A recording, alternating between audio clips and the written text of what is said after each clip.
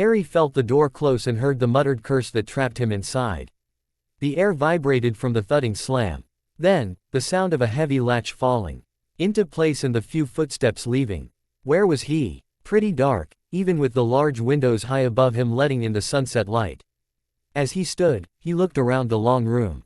Near the back wall he saw two figures. One prostrate on the ground, the other bending over and shaking it furiously. I should be hearing them, he realized, moving closer.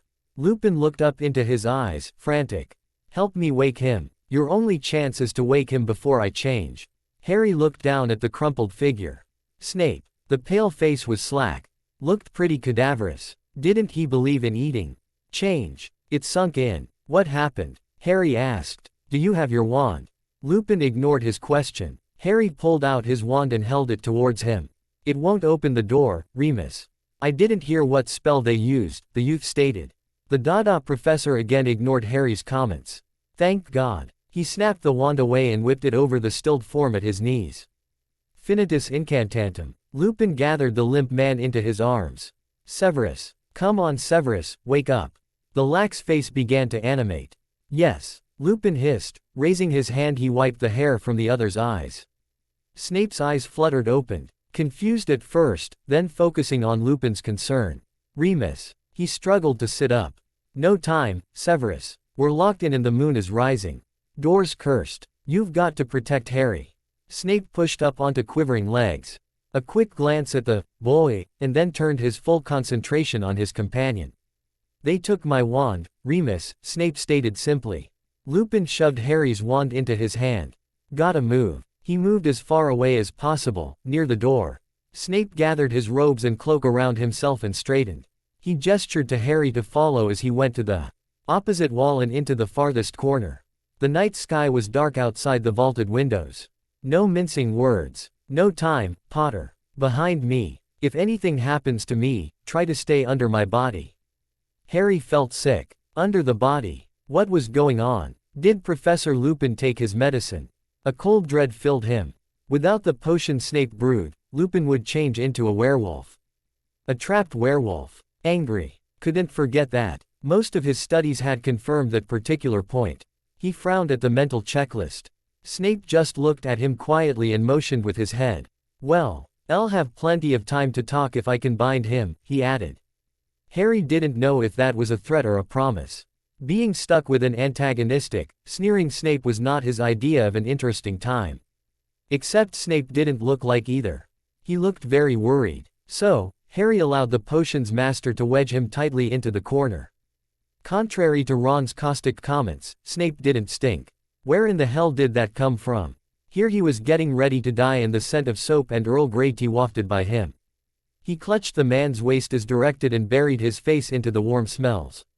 The familiarity comforted him. Snape was mumbling to himself, the wand arm up, slightly moving in tight circles.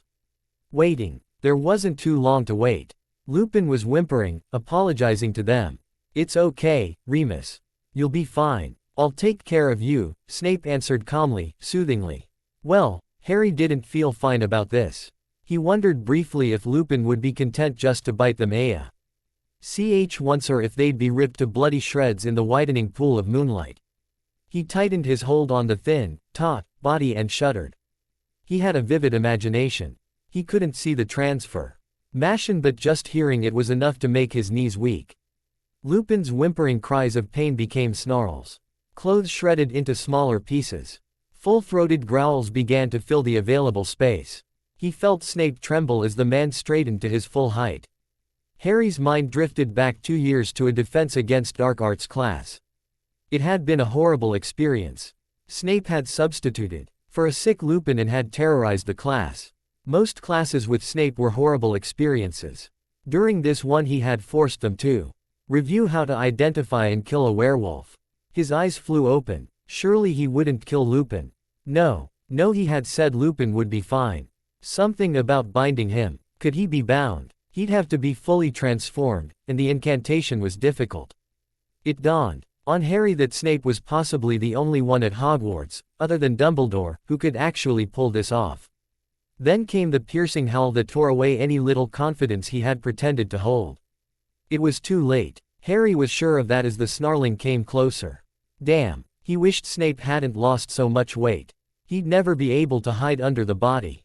In a rush of movement, Snape brought the wand down sharply. Pedium bindus, he spat out firmly. There was a soft thud of a body hitting the stone floor. Again Snape lifted the wand, twirling it slightly above their heads, waiting. He could hear Snape murmuring to himself, "Steady, steady," then it fell again in a tight arch. "Can it bind us?" A click, a thin whine and snuffling noise. Snape dropped his shoulders and sighed deeply. "You may cease trying to throttle my waist, Potter."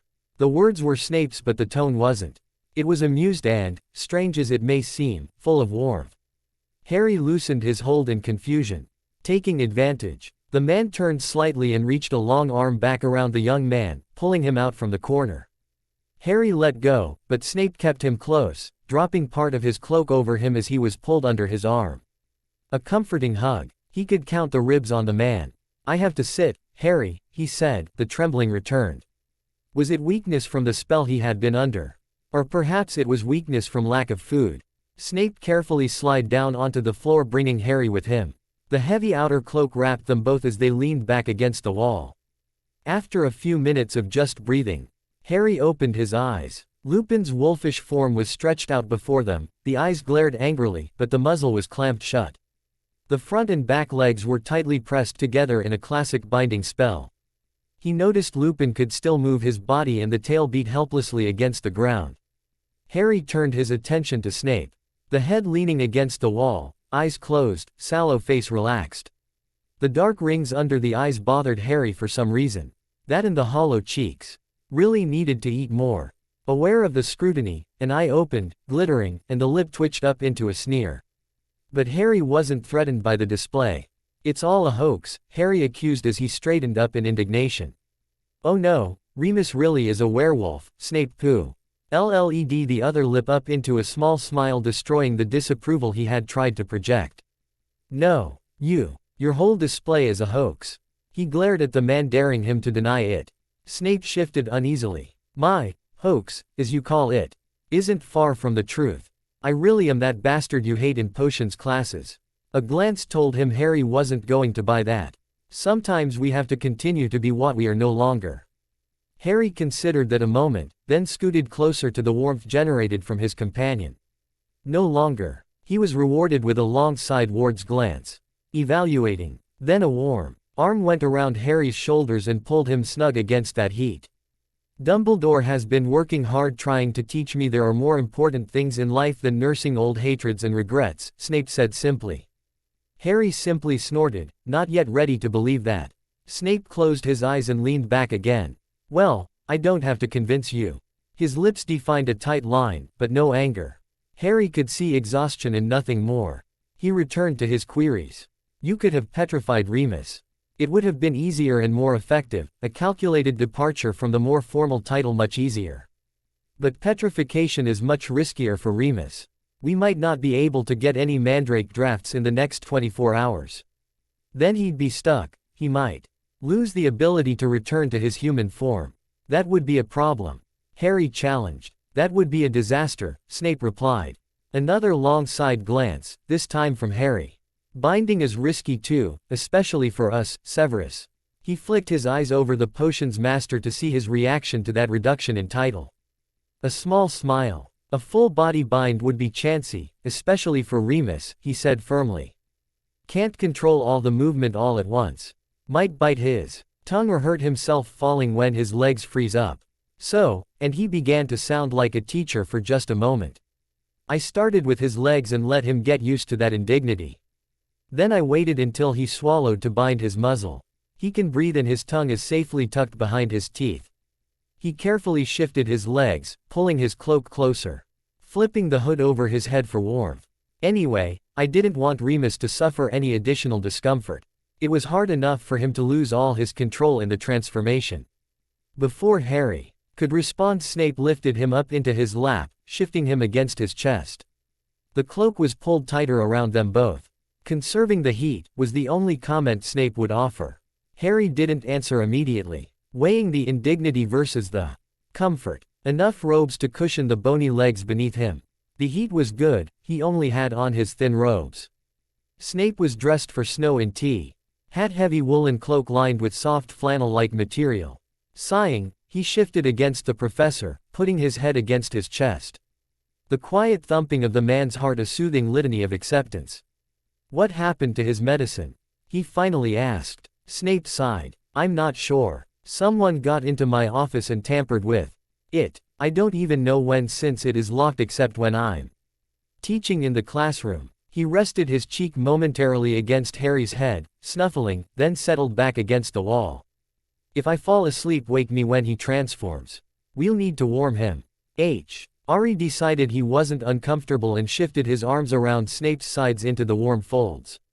He also decided he would buy a cloak like this in Diagon Alley. Probably pricey, but it definitely was worth it.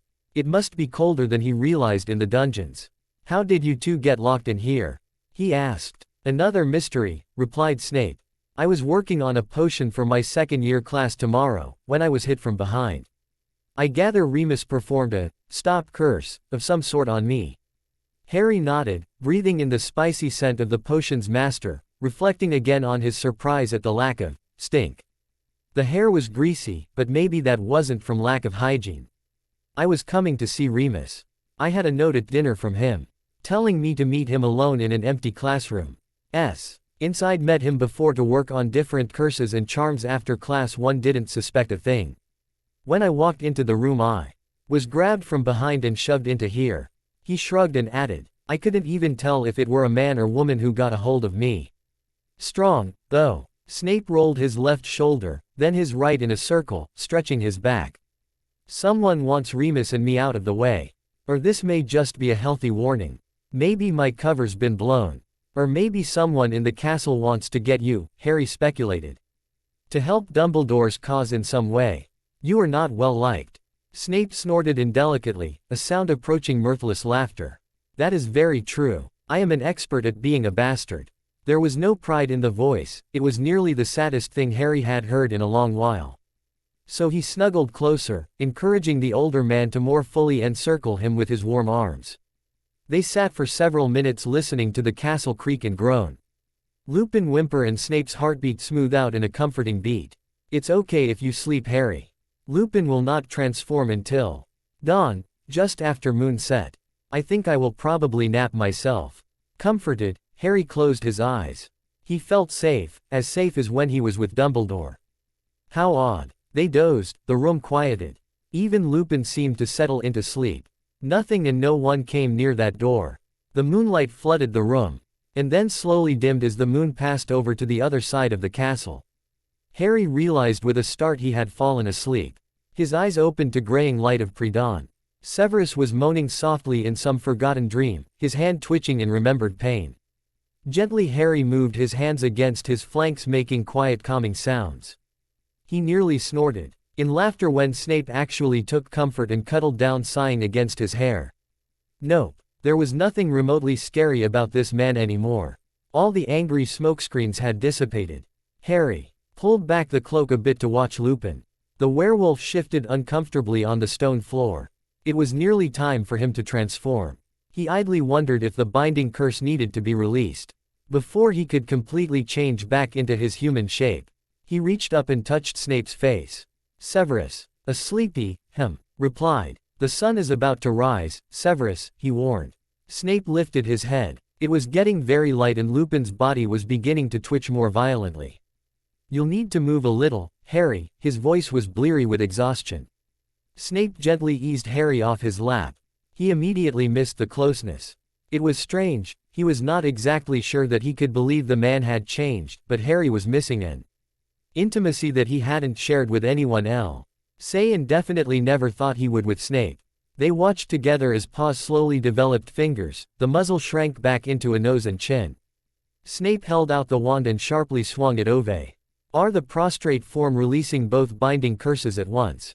Lupin lay naked on the cold flagstone, shivering. His clothing had been ripped apart the night before. Snape levitated the cold body to them, fitting him into the warmth of his lap and chest. He stretched the bare feet and legs over to Harry for heating. The cloak closed over the cradled body, head resting on the potion's master's shoulder. Harry was still cocooned in the deep recesses of the heavy cloak. He could also see out of the cloak into the room if he wished. Yep, definitely going to get one of these cloaks. He noted Lupin's varying increased as he warmed up and decreased as he became comfortable. He also noted that Snape was slightly rocking the sleeping man, humming a little hum, as it were, to make him feel safe. Conser. N lit his dark eyes as he took care of the unconscious werewolf. How could he have ever thought Snape was evil? Well, he searched for something outside of hating his father. Something besides creepy feelings he used to get around the man. He set the thought aside for later introspection. The sun rose higher but did nothing to heat the room as light spilled across the floor. He wondered about breakfast, and as his stomach rumbled in complaint, remembered, reaching into his robe pockets. Several chocolate frogs spilled out and he offered one to Snape. "They're a bit soft, Severus," he said by way of an apology. Snape chuckled. Thank God for teenage appetites. He accepted a frog and peeled back the wrapper, carefully biting off a piece. "Just need some tea," he sighed softly. The rich smell of chocolate permeated their warm cocoon. Lupin's nose twitched expectantly, eyes opened slightly. "Hello, Remus," Snape welcomed him, displaying as much affection as he could muster. He peeled the wrapper off the chocolate and slowly fed the rest of the frog to Lupin. He wasn't really awake, Harry decided. Lupin seemed totally unconcerned about his lack of clothes. Must have gone heard this a lot of times over the years, but maybe not had the warmth and comfort too often.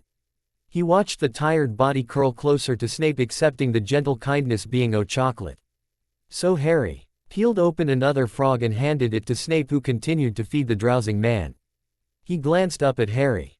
"You ought to eat at least one of those, Harry. You could use the warmth. We're going to be stuck here a while longer.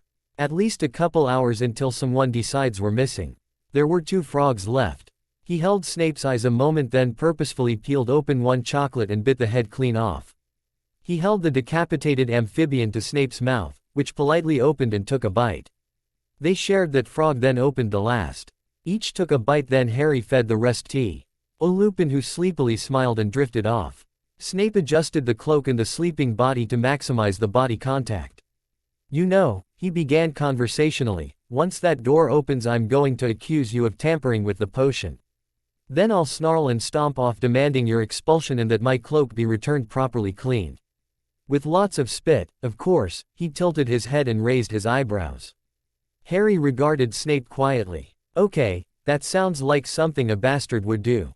Of course, Lupin will point out I would never do that to him, and most of the teaching staff will agree with him." "Since when did I give a damn about the teaching staff?" Snape chuffed in disdain. "Bunch of unobservant idiots. They'll shun you. As will the students," Harry carefully pointed out. "Wonderful. I don't want to talk to any of them anyway." Snape looked away quickly, but his eyes gave him away. Isolation was wearing away at him. He was tired and his body was slowly deteriorating. Harry snorted. "Except for some of your Slytherin students. Just think, you can chat up Crabbe and Goyle after potions class." Snape regarded him with a sneer, eyes sparked. "That was cruel," he said in a dangerously soft voice. "So why do you have to go through the motions?" Harry cajoled. "Why can't you just be the good guy this time and let everyone know how you took care of me and Remus?" "Because I'm not the good guy." Harry watched a variety of emotions rip across Snape's face. "I'm Voldemort's spy, for God's sake. I am a Death Eater. I am not a good guy in any shape or form. You are a good guy, Severus. You've been a good guy for a hell of a long time." He reached out and softly stroked the clinging hair away from Snape's eyes and mouth. The eyes were raging now, like angry storm clouds harboring lightning.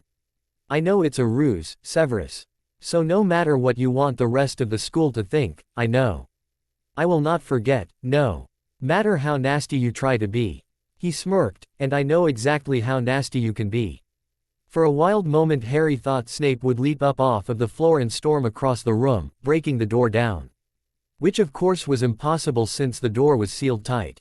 Then the moment passed and Snape leaned into Harry's touch, sighing. "I hate this game." He closed his eyes tight. "I would like to eat breakfast and not feel sick because my stomach aches from a variety of curses. I want to go for a walk in the sunlight and not be glared at and dogged by angry people. The entire time. I would like to sit and talk with people who like me, just me. And don't expect passing grades or some favor they think I can give them. Harry continued to run his hand along the face, from temple to chin and back in a soothing motion. Who's cursing you, Severus? He found himself concerned. A shrug. Does it matter? It happens daily now, so I suppose it's one of the staff. He shifted against the hard wall with a grimace, but never lost the grip on Lupin. Dumbledore nixes them when he's here. The headmaster has been gone a lot lately, Harry said, more of a thought to himself. Yeah, tired sigh. I can help you. I can perform the counter charms after class. You need to eat, Severus. You need to sleep. The hand stilled a moment until Snape finally opened his eyes and regarded Harry's small smile and honest eyes.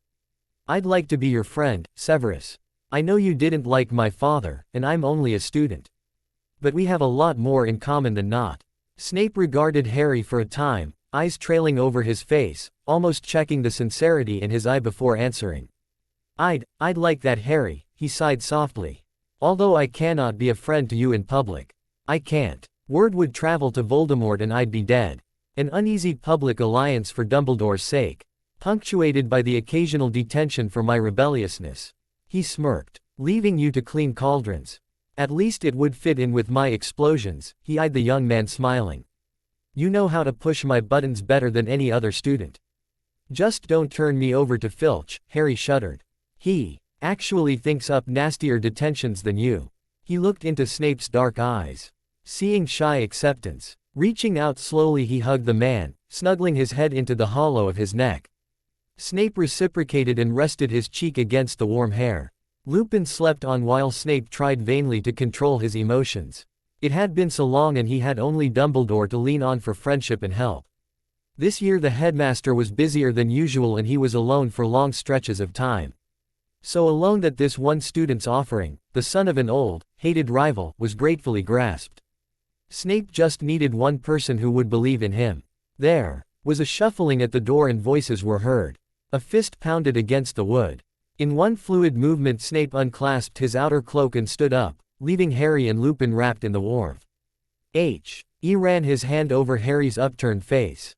Thank you. I accept. He pulled back and stood straight. I'm sorry for what I'm about to do. Harry smiled briefly, and then composed his face stoically. I'm just as sorry, Severus. He would act the part of angered student. Snape pitched an awful fit, spit shooting out with a vengeance. It was a most impressive display. Dumbledore was passive, but High's expressive eyes added to the atmosphere. Madame Pomfrey, on the other hand, muttered invectives while she looked over Lupin. The man woke confused and disoriented while the tirade was going strong. Harry added a few choice retorts to the accusations. Lupin managed to refute the allegations and sat wondering if the chocolate and warm cocoon had been a strange dream. Snape finally burst out of the small room, leaving the wreckage of the night on the floor. Harry stood up and helped Lupin to his feet, wrapping the warm cloak over the man's thin body. Not as thin as Snape's, he thought to himself. Lupin was shivering slightly from the turmoil and unsuccessfully attempted to reconstruct the previous night's events. Go with Madame Pomfrey, Remus, Dumbledore ordered kindly. You'll need warm food and sleep. I seem to be full of chocolate at the moment, Lupin said quietly, giving Harry a long, searching look. Harry looked away, affecting pissed off rather well. Lupin was perplexed and Finn. Ally allowed Madame Pomfrey to lead him off to the hospital wing. That left Harry and Dumbledore. They regarded one another for a long moment until Harry decidedly fidgeted. I have to, he stumbled. Ed over the words and looked vaguely embarrassed. It is nearly 11, the headmaster began. And we need to talk. He turned to the door and smiled. I believe you can use my lavatory. They walked silently and swiftly through the halls and up the staircase to Dumbledore's rooms. The gargoyle opened at the password, raspberry trifle, and the moving staircase brought them to the door. Harry now wondered if he could actually make it to the washroom. It might just be an academic question after all. He was pointed in the correct direction. When he came out, relieved and washed up, Dobby was setting up a luncheon. The house elf smiled at him as he finished ladling out 2 bowls of soup. Better, Harry? Asked the headmaster. Harry could only grin with the heat of embarrassment creeping up his face. They sat down as the elf poured tea.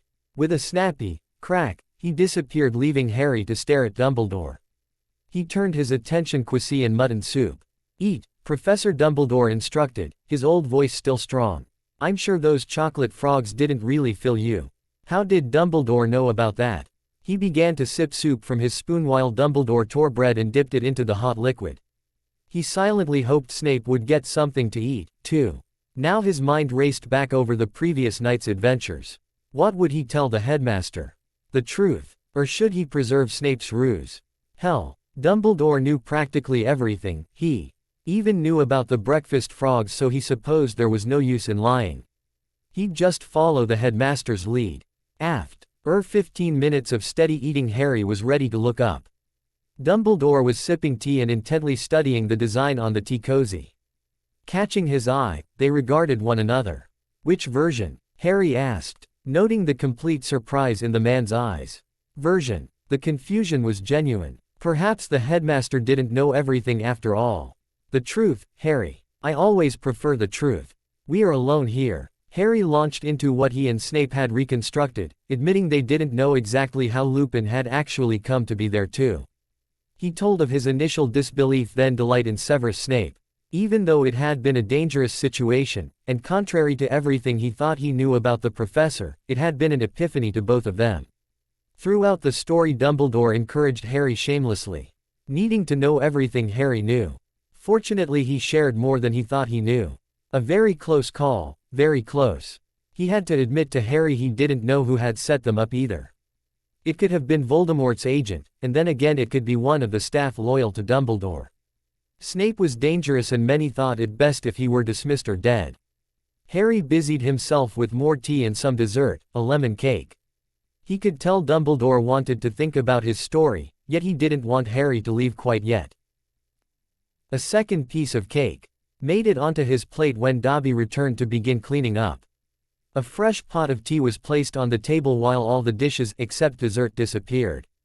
Harry only smiled and received a toothy grin in return as the elf worked in silence in deference to the thoughtful man. It is good to have another person who knows about Severus, Dumbledore finally allowed after the elf had left. Just you and I. He sipped his tea and looked at the cake. A rather difficult situation nonetheless. Harry could see the headmaster was weighing his words carefully. He knew better than to try to talk at this point. Dumbledore would tell him only what he should know. I have been stretched fairly thin lately, between running off to the ministry and taking care of minor crisis elsewhere. He locked eyes with Harry. You can do me a great service. He waited a moment, judging just how much service Harry could actually do. There are at least 2 people in this castle who continue to put minor curses on Severus. Enough to keep him too sick to eat much or rest. We know one is Mr. Malfoy. He leaned back with his tea and cradled the mug in his hands. I have been regularly performing the Finitus incantation on Severus. Daily, in fact, when I'm here, which means there are some days he goes without eating, Harry added quietly. No wonder he's so thin. Dumbledore nodded. He hides it from me the best he can. He doesn't want to worry me. But Harry, and here he looked completely serious, we can't afford for Professor Snape to be weakened. He stands between us and Voldemort. He is one of the major protections because that mark on his forearm gives us warning of the enemy's movements. Severus is more powerful than anyone in this castle, or even most of the wizarding community, knows. But being sick and weakened by one of our own is a terrible blow. He needs to eat. He needs to sleep. Who else is cursing him? Harry asked finally. I'm not entirely sure. The curses have been more and more frequent. Sometimes twice in a day, so we know it's one of the teaching staff that he regularly sees. Harry thought on this. I guess it almost doesn't matter who it is, it just has to be neutralized or stopped. Dumbledore nodded. I can perform the counter curse for Severus when I'm in class.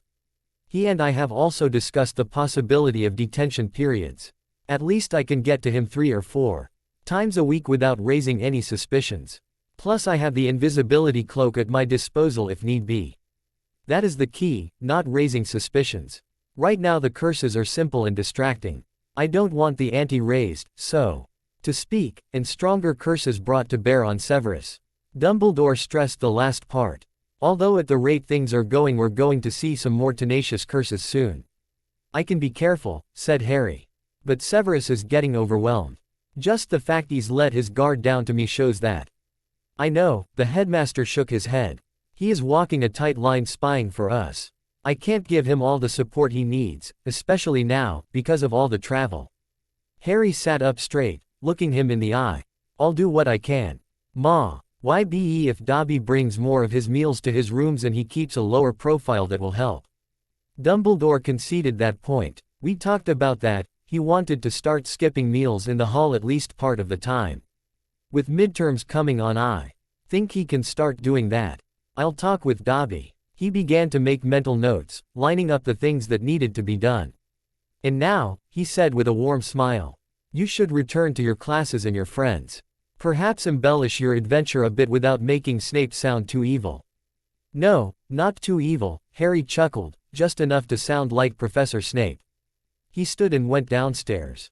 Leaving Dumbledore's office, Harry went down to the Great Hall and into the end of lunch. Hermione and Ron eagerly waved to him when they caught sight of him. He noted a lot of students and staff watching him. Snape was seated at the staff table next to Professor McGonagall. He felt the glare settle briefly on him. He stopped, turning slightly, and shot a fierce glare back. It was completely ignored by Snape, but McGonagall was very surprised. Harry then resumed his march across to the Gryffindor table. He purposefully put his back to the staff table and began to talk animatedly with his friends. He found he was an instant celebrity again, having survived a werewolf attack, and Professor Snape, the later deemed the worse of the two. Professor Flitwick went as far as using part of Friday afternoon's class to discuss the curses Snape had used and alternate curses that could have been used. The diminutive professor was surprised at the restraint shown by the selection of curses, especially since they required more power to control. A curse or charm uses some of the wizard's energy to create and use. That's why dueling is not just pointing and shooting. You have to use some of your inner energy to properly craft and throw either. If Snape had chosen to petrify Lupin, it would have been an easy, quick curse. Binding curse. Require control and timing and use more energy. He was probably tired after, Harry. Harry grudgingly agreed, but groused about showing off, and the class chuckled. Harry managed to convey the disgust of being trapped with Snape and allowed himself to be angry and a little vengeful. By week's end, everyone, including most of the teachers, got the gist that Harry wasn't going to be passive any longer around Snape. In his spare moments alone, Harry practiced the Finitum curse Dumbledore had taught him. He was getting pretty adept at sending it with a minor arm movement. He could whisper and flick without attracting attention. Monday's breakfast was the first time the two of them were in the same room. Snape was looking pretty good. He must have stayed in his rooms over the weekend preparing midterms. At least 2 days of meals and sleep. Harry purposefully stormed by the staff table, casting a baleful looker, who ably ignored him. Flitwick and McGonagall caught Harry's look and proceeded to whisper between themselves. This was definitely going to be quite a ride, they decided. Potions class for 5th year was Tuesdays and Thursdays afternoons. The Gryffindors were still paired with Slytherins. It was 90 minutes long to allow them to brew more complicated recipes. They also had a lecture study period on Wednesday mornings for an hour. As they reckoned it, that was about 4 hours too much. Snape. All things considered, class was a little tense that Tuesday afternoon. Malfoy was doing everything in his power to upset Harry. Harry easily ignored him. Stupid fool, with all the things happening in the wizarding world right now, he thought Harry'd be upset over a nasty look or protruding finger. He kept his attention on Snape. He listened very little, allowing Hermione to guide him through the potion process. There was something wrong with Snape. The pinched expression as well as the rigid posture were painful. For his part, Snape stayed in teacher role, not very aggressive at all. He asked questions to the class in general and accepted answers from a variety of people. They had learned that if Hermione did not dominate the class, it went much easier for them all. Harry managed to answer one question curtly, with a sharp expression that caused Snape to glare at him and move to a more dominate position by his cauldron. He could not get to his wand with so many eyes on them. So he kept up his brusque affront while Snape poked through his materials. Ron and Hermione were amazed at the change in their friend. Harry was always cautious about starting trouble, especially since it found him regularly. They both hissed and spluttered during the entire class period trying to keep him in check. Once the boundary lines had been drawn, Snape began to invade Harry's space more often. It even made the Slytherins nervous after a while. When class was finally over, Harry made sure he was the last person leaving the room. Pretty difficult when his friends packed his materials and books up for him and tried to drag him out to avoid a bigger conflict. Snape, playing the scene for all it was worth, followed him to the door, an imposing figure to say the least. Harry turned at the door to see the well-honed malevolent sneer. He raised his arm slightly, the tip of his wand only visible to Snape, and mouthed the curse decisively, throwing it as hard as the economical motion would allow. Snape grimaced momentarily. Then as the muscles relaxed, Harry gave him a returning sneer and sauntered out, knowing it had worked. Word of the Snape-Potter feud spread through the castle. Students were openly gaping at Harry's audacity. For his part, Snape utterly ignored him, as well as the well-meaning overtures from colleagues trying to help him with discipline issues. Harry noted Lupin tried to discuss something with Snape at dinner, but Snape seemed to cut him off and left without finishing. Even the cloak seemed angry as it swirled out behind him.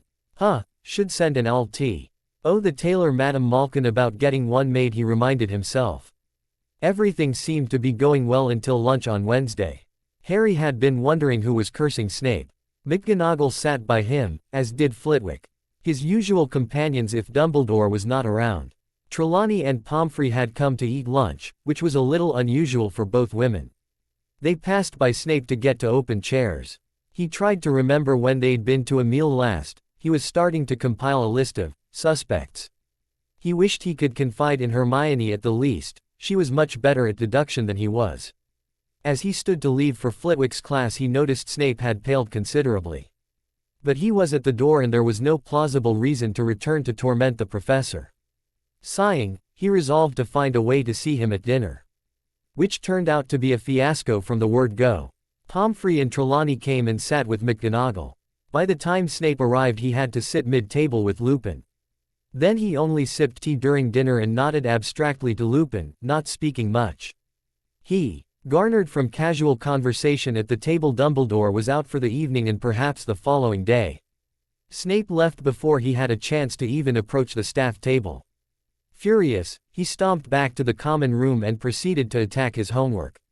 Ron tried to coerce him into a game of chess, or exploding snaps, and finally gave up in disgust, accusing Harry of sulking.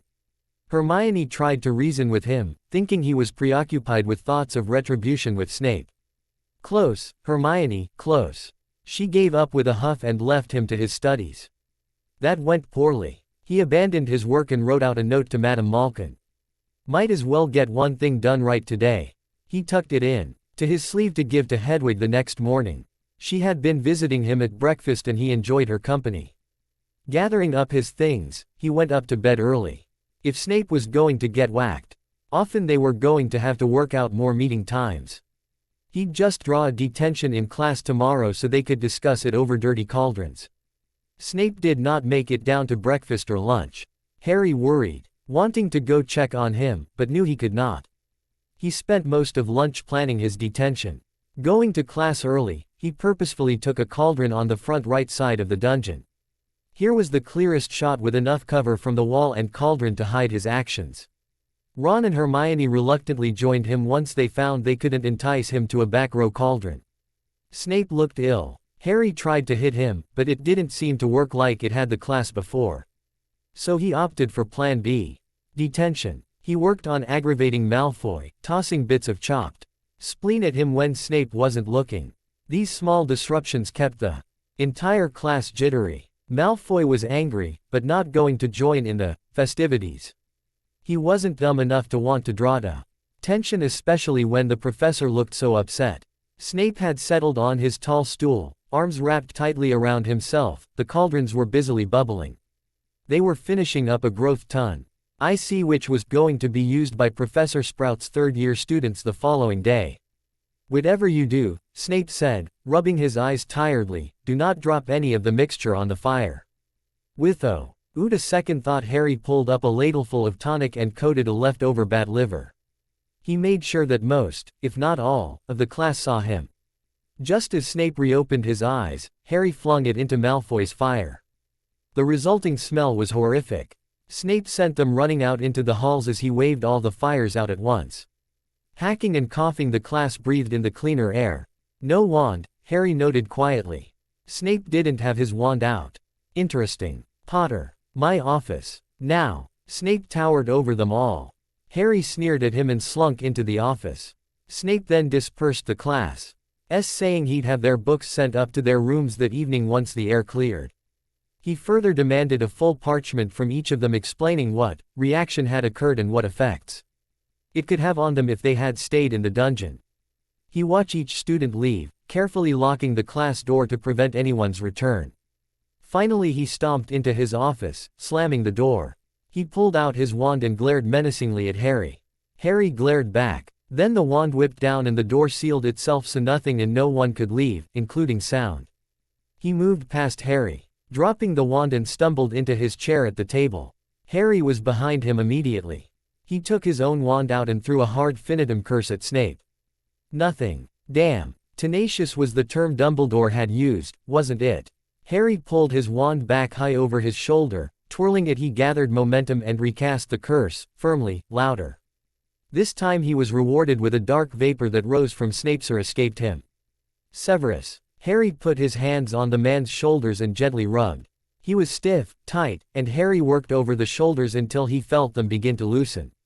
Worried, he pulled the body back. Severus. He asked again and was rewarded with a long side look. You deliberately disobeyed me, Potter, he managed to rasp out. Harry hugged him once, then went to get the tea kettle and mug from the shelf. A quick word and wand, hot water. Then a tea bag and the mug found its way into Snape's curled hands. Harry reached into his robe and produced a napkin full of crackers. Resourceful. Snape managed, sipping the hot tea and nibbling on a cracker. He looked haggard, but the color was coming back. Harry resumed, running strong hands over abused back muscles. I have to go, Harry said. I'll come tomorrow night to do detention. Maybe you should let Dobby bring you supper. He felt Snape stretch slowly under his ministrations. Tonight I can, but I have a department meeting tomorrow morning. Come tomorrow night at 9, I'll be able to stay in my rooms for the weekend again, Snape answered quietly. Good. Dumbledore wants you healthy. I would like that, too, he added with a smile and moved to the door. Snape nodded, sipping his tea. I wish Albus was here, I could use an energy feed. Harry stopped at the door. What's that? He queried. It's N1 wizard transfers some of his strength or energy to another. I'll just sleep now and that will help. Harry tucked that information away for research. He motioned to the door and noted yet again the distracted wave of Snape's wandless hand and a soft incantation. Thanks, Severus, he said as the door opened and he slipped out quickly. Changing posture, he slammed the door with a wicked grin. It was kind of fun to act out like this. Although he wished Snape wasn't being cursed. He muffled a snort at the thought. A year ago he wouldn't have cared. He made his way to Transfigurations and McGonagall. Class was already in full swing when he entered, to a mixture of glares and concerned looks. He smirked at the class and settled into a desk next to Hermione. As I was saying, this is rather difficult seeing that your texts and notes are unavailable. McGonagall was a touch angry. He looked at her again. Okay, more than a touch. He had the good judgment to squirm uncomfortably and look embarrassed. And seeing that you have some research to do for potions, I will add a full parchment on time transfigurations. As you recall from Tuesday's lecture, this involves transfiguring an object for a set amount of time. She sat down at her desk. I'll expect that next class. You are dismissed for a study. Period. Well, this perked everyone up, except of course Hermione, who had been looking forward to the lesson. An early dismissal with 3 more days to do the work made it seem like a mini vacation. Harry surprised his friends by borrowing a blank parchment, pen and ink from McGonagall and heading for the library. Harry, we have over 3 hours, till dinner. Let's go play some Quidditch, Ron had enthused. At least let's get out of the castle while there's some daylight left to enjoy, added Hermione. They abandoned him to his research. Well, he had to get rather churlish and ran them off, actually. But he wanted to learn all he could about the energy transfer Snape had mentioned, and he didn't want to have to explain himself. He picked up a couple books relating to the papers he had to write as well as a text on his real interest. These he checked out and brought back to his room. He nearly missed dinner. But Seamus had come up to change into dry clothing. Something about the thawing lake and a dare about touching some slippery creature. Harry managed to act Ike had fallen asleep, which was not the case. He had devoured the text on energy transfers and had practiced the incantations. His hands tingled from the slight surge he had managed. At dinner he read the advice from friends and peers on how to work around Snape. Lupin had stopped by and asked to see him in the morning before class, then went up to the staff table. Hermione admitted in telling him about Harry's run-in. As he ate, Lupin watched Harry and Snape. He was still uncertain of what had happened in that locked room. He would have sworn Snape had treated him kindly, with affection even. But both the potions master and student denied it. The animosity between them seemed to confirm something uncomfortable had happened that night. He just couldn't recall what. Chocolate. Warmth. A soothing hand. Damn that transformation. He knew Harry and Snape never liked one another in the past, but hadn't they reconciled somewhat at the headmaster's request? Sirius seemed pretty certain on that point. Harry was surly when he'd stopped by the table. Snape simply refused to discuss that night any further, saying it was Potter's problem and if he wanted detention he'd get it, thank you very much. So Harry went to see Lupin before class Friday morning. He listened to the professor, nodding abstractly. No, he wasn't having any problems from home. His aunt and uncle didn't bother with him at all when he was at school. He hadn't had any fights with Ron or Hermione. Quidditch practice was going great. School work was harder, but quite manageable. No thanks, he really didn't need any help with, Professor Snape. Yes, he would certainly come to him if he needed some help. Lupin was absolutely frustrated at the intricate dance. In the end that was what it seemed to be. An intricate dance. What was going on? Lupin calmed himself. Time would tell more than forcing the issue with either man. Harry went to detention Friday night to clean the cauldrons, which were done, and scrub the floor, which was nearly sparkling with a new coat of wax. He sat in Snape's office after removing the new curse that had affected the man's stomach. Dobby brought in a warm meal for the professor, as well as a large pot of hot blackberry tea. Several pastries were left for dessert. Harry and Snape talked Quidditch through the meal. Hufflepuff and Ravenclaw were playing in a week's time. Harry was still very keen on the Ravenclaw seeker, Cho. Snape was quick to compliment her moves on the field. Harry was initially pleased with Snape's knowledge, then laughed at himself. Of course was more to this man than potions class. Why had he fallen into such a narrow view of him? He shared his thought. I'm your teacher, Harry. A bastard at that. Of course you'd have a narrow view of me. I don't exactly project warmth and interest in anything but myself, do I? Now you're going to tell me McGonagall is expert at toll painting. Snape snickered. No, not really. But never except an invitation to play cards with her. Lost a whole paycheck to her before I figured out she was bluffing. Harry just shook his head. I don't know if I'm quite ready to make the jump from teacher to human being quite yet. We're not part of the contract, and Harry laughed at Snape's expression. Setting his mug down, he stood and went behind Snape. I did a little research, Severus. Let me see if I've got it right. And he placed his hands on the man's shoulders and carefully massaged the loosening muscles. Warmth spread from his fingertips, causing Snape to lower his head on his arms and sigh softly. He smiled at his success, continuing the feed for nearly 10 minutes, until he began to tire. The book was adamant about stopping when the giver was tiring. Especially in the beginning. Harry closed his eyes a moment. It was exhilarating. Although he was tired, he felt confidence surge through him. He finally looked down at the potions master and noted he was limp in sleep.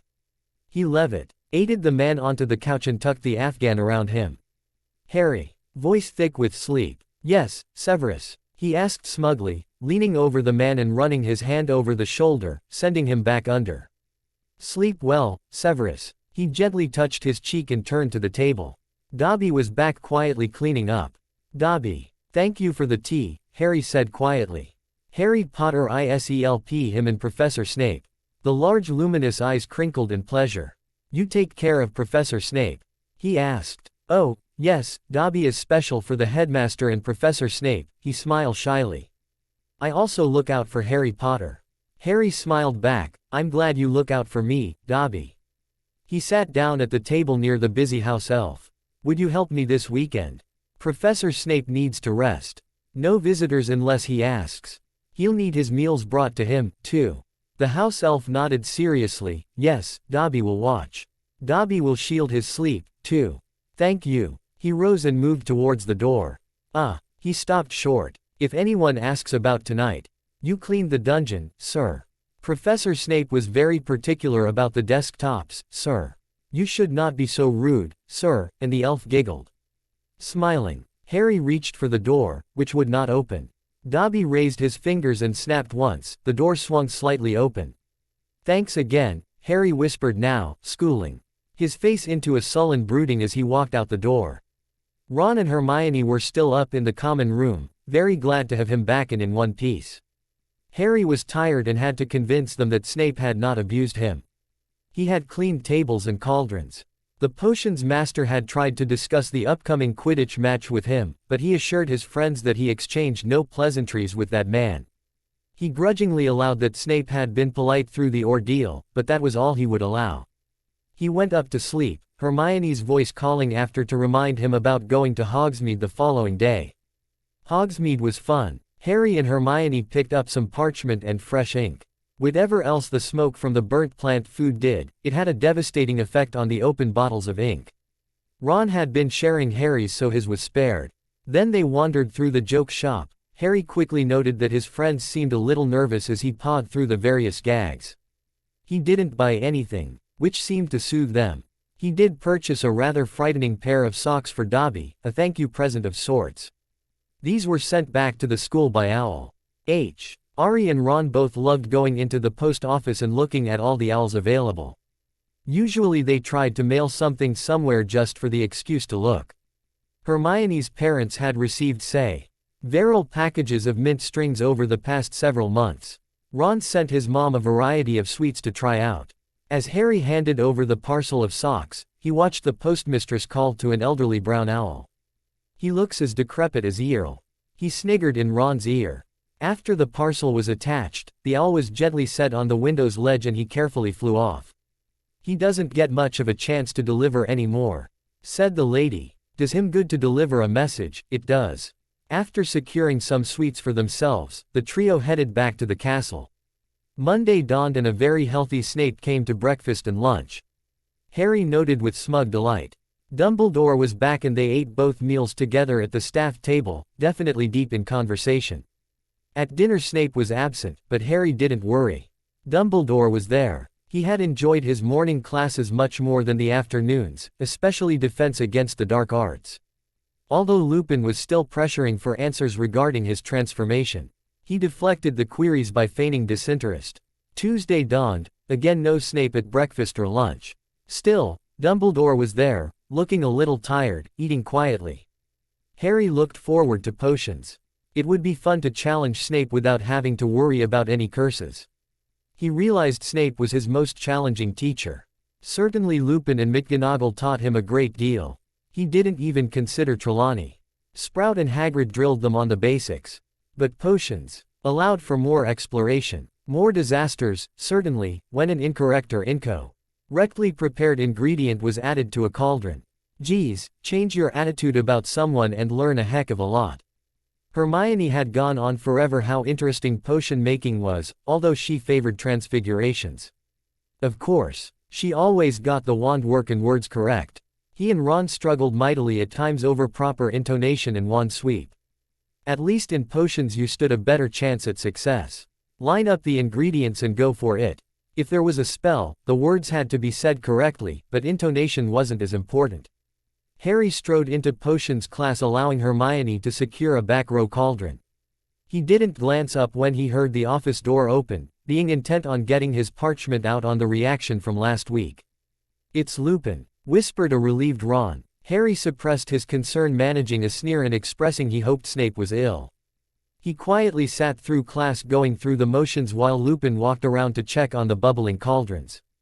Harry waited until the end of class when most students had left to approach Lupin. What happened to Professor Snape? He asked as mildly as possible. Lupin looked at him quizzically. Called away, I believe, he said. At least that's what Dumbledore intimated. Harry nodded and began to leave. Harry, why are you so interested in Professor Snape? I'm not, he insisted as he reached the door. Did you have another surprise for him today? Lupin tried the direct approach. Harry started to deny it, then just grinned. Good day, Professor Lupin. See you in class Friday. And he left. Lupin stared after Harry for a long moment. What exactly was going on? He was a patient man, but his curiosity was getting the better of him. He resolved to be a little more vigilant on the Snape-Potter feud. Harry tore down the stairs to the kitchens. He found Dobby almost immediately, but the house elf could only tell him that Snape had left on business. Actually, Dobby, I don't want to know where he's off to, I only want to know when he's back, he looked pleadingly in the elf. After a moment's consideration, Dobby nodded vigorously, his bat-like ears flapping in an eerie imitation of the night creature. Dobby will find Harry Potter, he promised. As soon as he extracted the promise, Harry bolted back upstairs to Transfigurations. Dobby didn't find Harry until late Wednesday just after dinner. He had hidden on Harry's bed, and when the boy came for his firebolt, a short practice as the spring days lengthened, the elf nearly knocked him over. He is back, Professor Snape, he is back, Harry Potter. He is back and he is very sick, he squeaked out in agitation. Can you tell me any more? Harry pushed in his need to know. The headmaster brought him to the hospital wing. Dobby does not like the Madam Nurse. Here the elf actually grimaced, or Harry supposed that was what the constipated expression meant. He did not pursue that line of thought, slipping the information into the back of his mind for later. He is sick and the headmaster is very tired. You cannot go there now, Madam Nurse is looking over him, he shook its head sadly. No, I couldn't go now, but I can after practice and bedtime. Late. Harry Potter must be careful, the elf began. Harry smiled and pulled out the corner of his invisibility cloak, showing the silvery folds. The elf beamed in understanding. I will wait for you, Harry Potter, and with a snap he was gone. It was just 11:30 when Harry was able to sneak out of the tower and through the portrait hole. He had waited until all four of his roommates were snoring softly. Once up, he simply slipped on the cloak and went down. The door into the hospital wing was open slightly. He silently thanked Dobby as he slipped inside. Dumbledore and Pomfrey were in the small isolation room across the main office. He carefully crept inside and sat against the wall watching them as they stood over a sleeping Snape. Finally, Dumbledore said quietly, "You're sure you've found all the curses?" "I am certain, Albus," a concerned witch responded. "And the healing solution has made headway on the cuts and scratched the covers gently," then ran his hand across the sleeping man's brow. He leaned close and whispered something that even Pomfrey couldn't hear. "He'll sleep tonight and he'll feel much better in the morning," she soothed. "Let me know when he wakes." The headmaster sighed and turned towards the door. Pomfrey followed him and Harry heard the hospital door close with a loud click. Then the nurse walked back into the isolation room. She immediately pulled out her wand and waved it sharply. "Dormis totalis," she snapped. "Sleep all night, Severus. No waking. Impedius sueños," she spat out. "Sweet dreams indeed, ha." She pulled T. He covers back to look down at the thin body scarcely covered in the dressing gown. "Nightmares, Severus. Nightmares for the Death Eater." She stood over his shivering body waiting until he began to twitch slightly and whimper. "That's right, suffer as we have suffered from your kind. Dumbledore is too trusting." She turned to the door once more. "A silence charm on the door and I will certainly sleep well this night." The only thing that kept Harry from jumping up and yelling at the healer was total shock. Why was she doing this to Snape? Did a Death Eater harm her or her family, or did she just hate Snape like so many people did? The door clicked closed and he saw her shadowy form as it put the silence charm on the door. The light in the office went out and only the small taper by the bedside lit the room. He forced himself to count to 50 before he moved. Snape was now trembling violently, and soft no's and don'ts were falling from his lips. He was struggling to escape his dreams. Harry quickly moved to the figure and wanded out the Finitum curse, stopping the nightmare, then followed with a waking charm he had learned from Lupin. Snape's fear-filled eyes jerked open as Harry pulled him up. "You're okay, Severus. I'm here." The wild motions took a moment to calm, a moment for Snape to realize who was with him and where he was once more. "Harry, you shouldn't be here," Snape managed to stammer out. He was shaking, trying to cover his face with his hands. Harry gently put his arms around him and held him loosely. Snape finally dropped his hands and pushed his head against Harry's shoulder. Covering his face in his robes, lungs panting in and out as he struggled to let go of the images. Harry sat on the bed and pulled him closer. His dreams were usually not violent. And when they became horrific he always was able to wake himself up. Lingering nightmares did not trouble him, something he was grateful for given his memories. Of course, those memories gave him insomnia most nights. Adding to that was the fact Dumbledore had whispered a sleeping charm over him before he left. Dumbledore's charm always gave him quite unremarkable dreams and soothing sleep. Not tonight. The nightmare began soon after the headmaster left and ripped him in half. Snape felt Harry's arms circle him fully, then warmth began to permeate his chilled body as he felt the energy feed begin. He was too weak to protest, too exhausted to even care what anyone thought anymore. Snape cried. Harry felt the hot tears on his shoulder, the thin body shake from the release. He thought he should feel surprised, but set it aside. If Snape had been near Voldemort then he was sure to be upset. Plus that little wand sweep from Pomfrey didn't help at all. He himself had horrid nightmares at times. He was sure Snape could match and outdo them. He fed Snape energy for nearly 20 minutes, then continued to quietly rock them both until he felt the shaking stop and the potion's master slip into sleep. He pulled him closer as he settled himself against the headboard comfortably and dozed off into a light sleep. He hadn't been there long, he was sure of it, when he became aware of something near them. He carefully arranged his grip on Snape and opened his eyes. Into Dobby's. The house elf was inspecting Snape's sleeping face as well as his own with a look of incredulity. "Harry Potter helped Professor Snape," he whispered as his finger traced the older man's cheek. "Harry Potter is very kind, but he must leave now." Stretching, he looked at the elf. "Pomfrey locked the doors," he began, then opened his eyes more fully. "How did you get in here?" Dobby raised a long forefinger. "Humans forget about us. We can get in and out. Doors, cursed or not cursed, cannot stop us." He smiled a big, toothy smile. Harry moved off the bed, lowering Snape onto his pillows and pulled the covers back up over the stilled body. "Dobby will watch his dreams. Dobby will call you if anyone hurts him." "I don't understand. Can't you reverse any of the curses Madame Pomfrey put on Professor Snape?" "No, Dobby cannot. Magic does no harm to Dobby and Dobby cannot stop magic curses on humans. Doors, on the other hand," and the elf pointed at the door, a mischievous sparkle in his eye. "Not human." Harry watched as the door silently opened wide enough for his body to slip through. Dobby Positi wound himself between Snape and the wall on the upper corner of the bed and smiled like a Cheshire cat.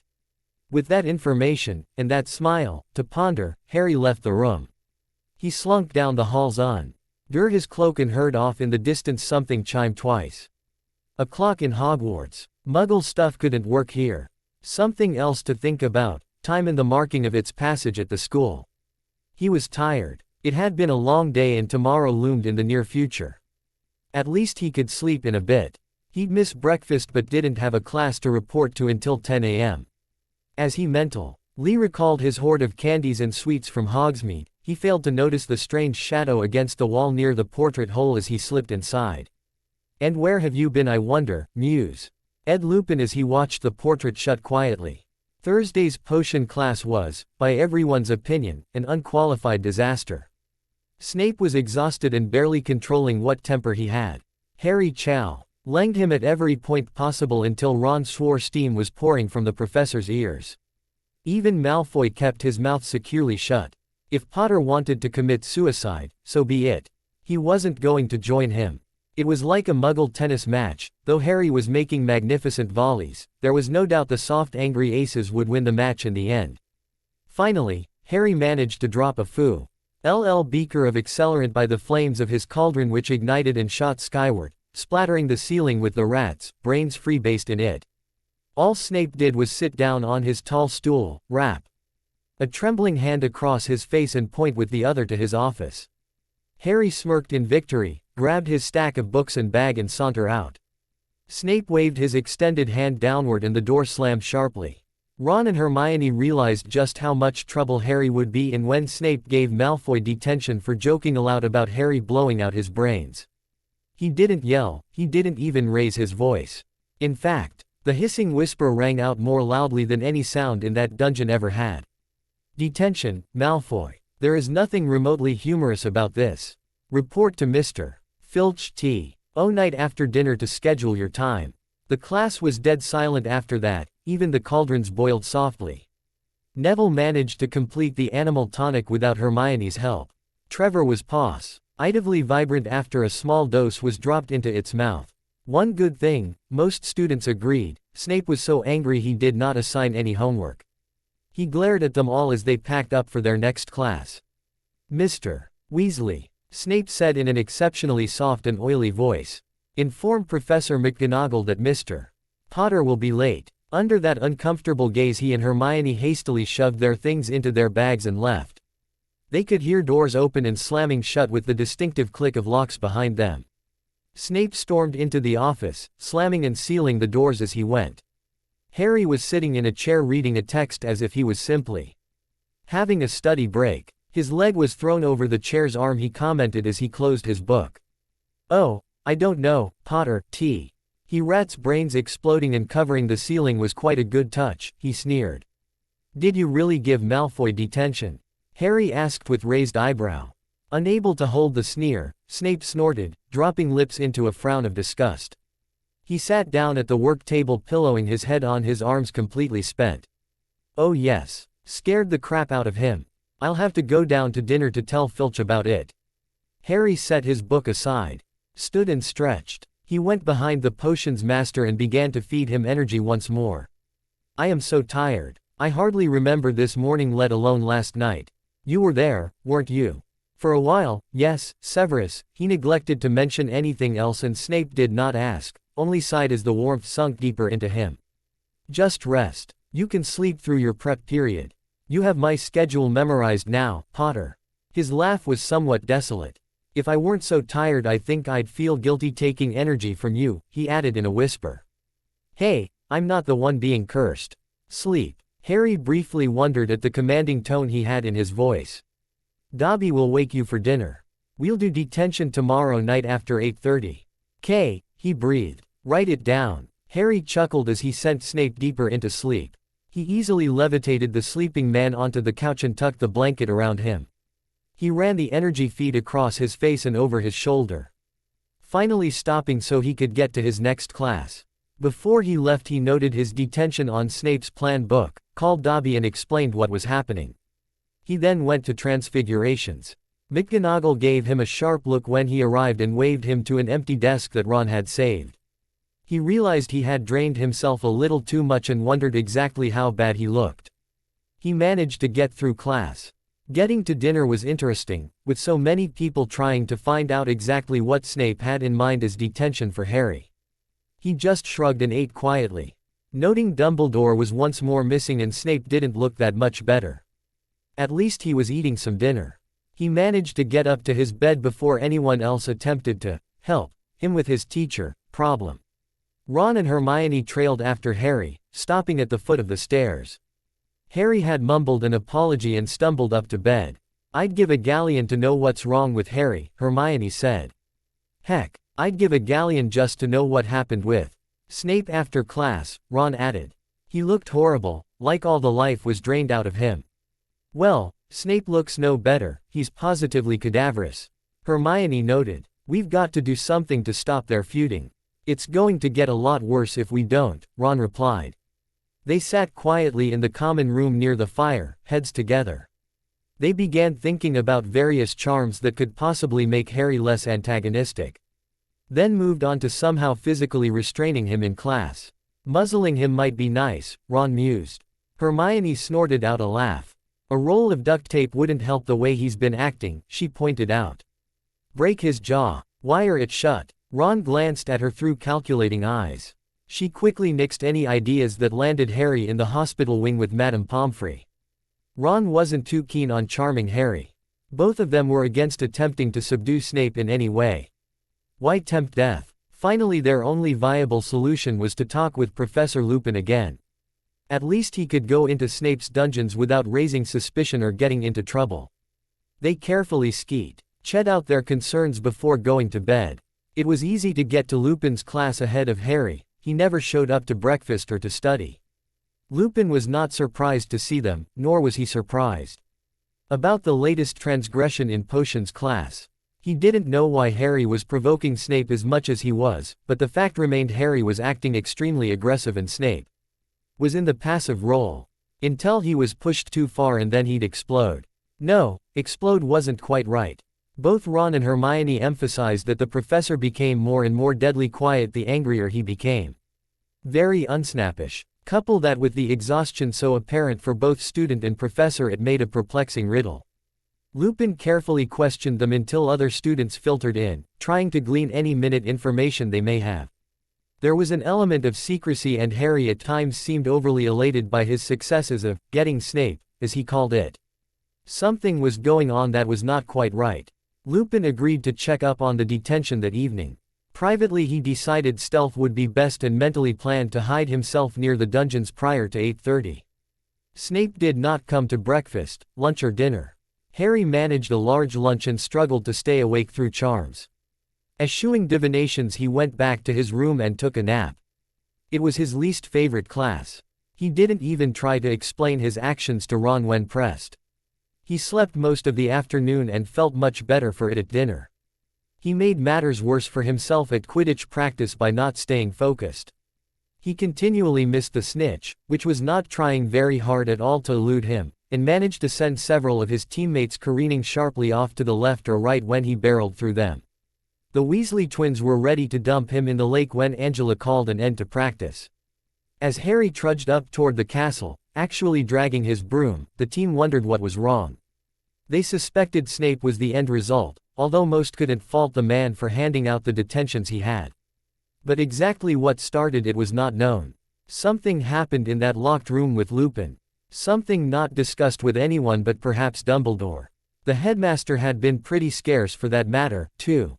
Harry didn't even discuss this latest detention, he had boasted openly about the previous. Fred expected Snape was going to harvest body fluids. You ever seen his bottle of bile? He deadpanned. Ew, Fred, the girls exclaimed. George raised his eyebrows. There are other fluids. You know, he added conversationally. The rest of the team moved toward the castle, the twins trailing behind alluding to a variety of bodily liquids. Harry wandered out into the common room just before 8:30. Don't wait up for me kids, he said cheerfully as he exited through the portrait hole. It's gonna be a long evening, Ron groaned. He and Hermione had to co-ent themselves with the knowledge Lupin would be checking up on the detention in progress. Harry walked into the dungeon classroom and slammed the door shut. He did not see Snape but the room, including ceiling, was spotlessly clean. Dobby must have been in already. Opening the office door he glanced around and still did not see Snape. Checking the desk for notes he saw the planner still opened and the detention still in place. Finally he crossed to the empty fireplace and called for Dobby. The house elf rocketed into the room, bouncing off the far wall. Oh, you must come, Harry Potter, you must. The elf pulled at his hand without any other word. Where must I go, Dobby? To Professor Snape. He is in his room. He is sick, very sick. He will not get up, Harry Potter. He did not go to his last class.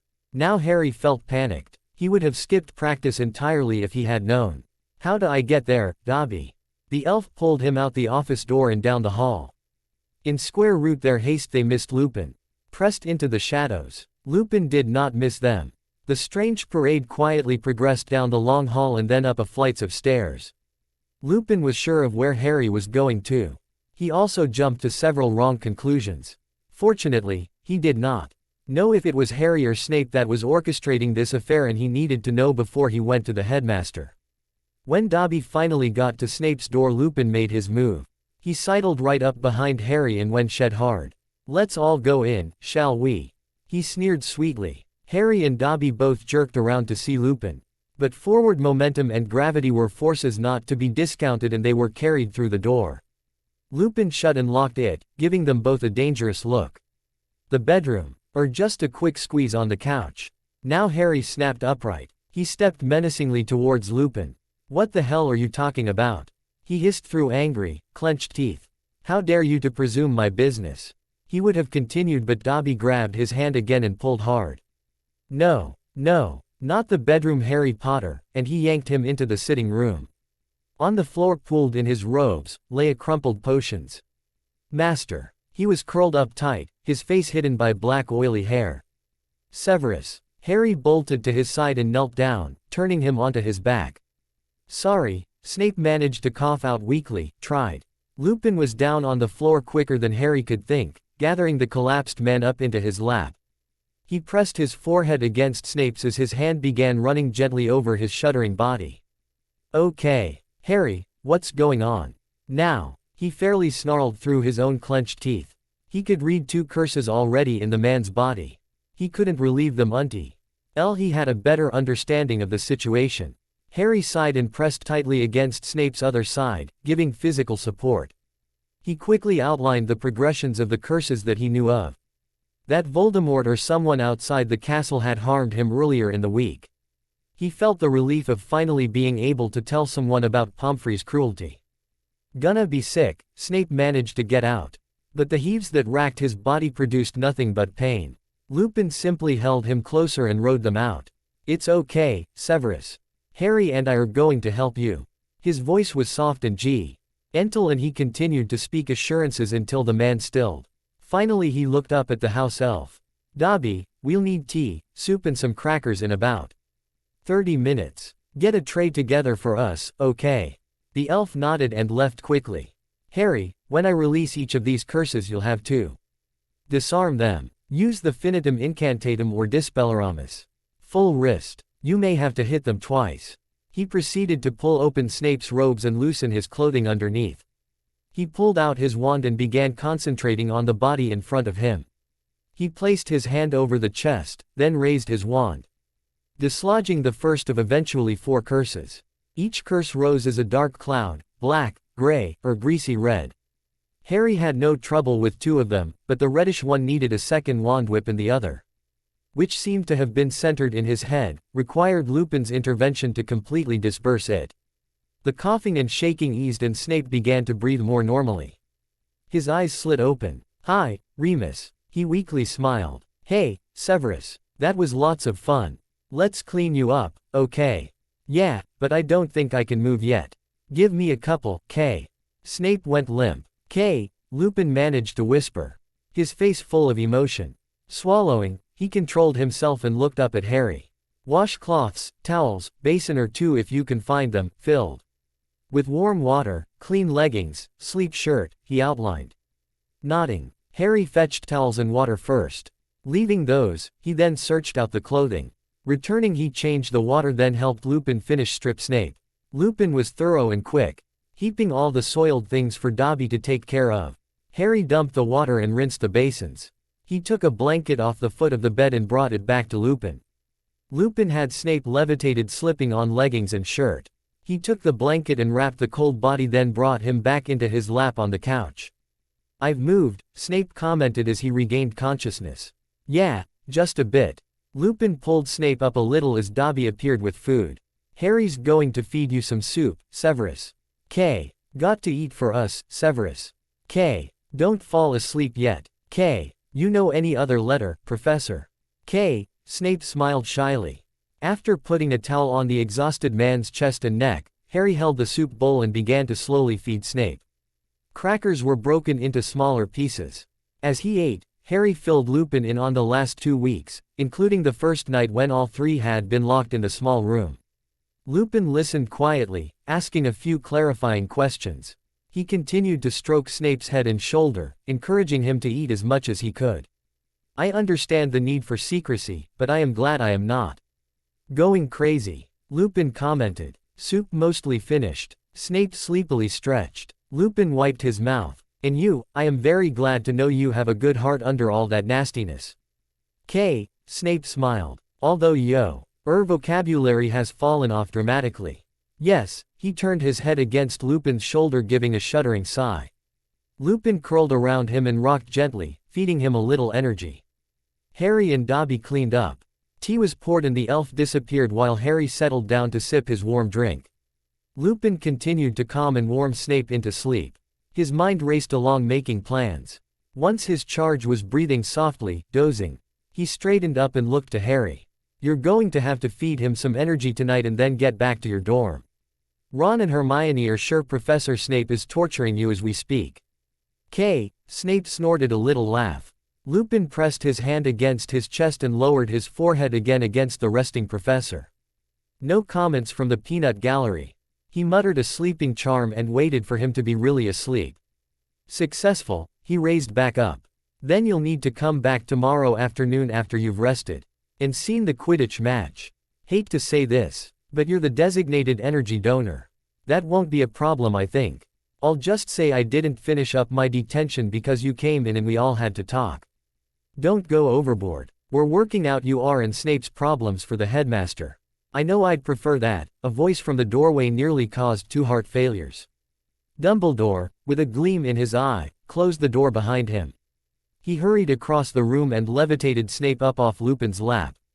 "Let me see," he said, sitting down and bringing the sleeping man onto his lap, running his hand over the still body.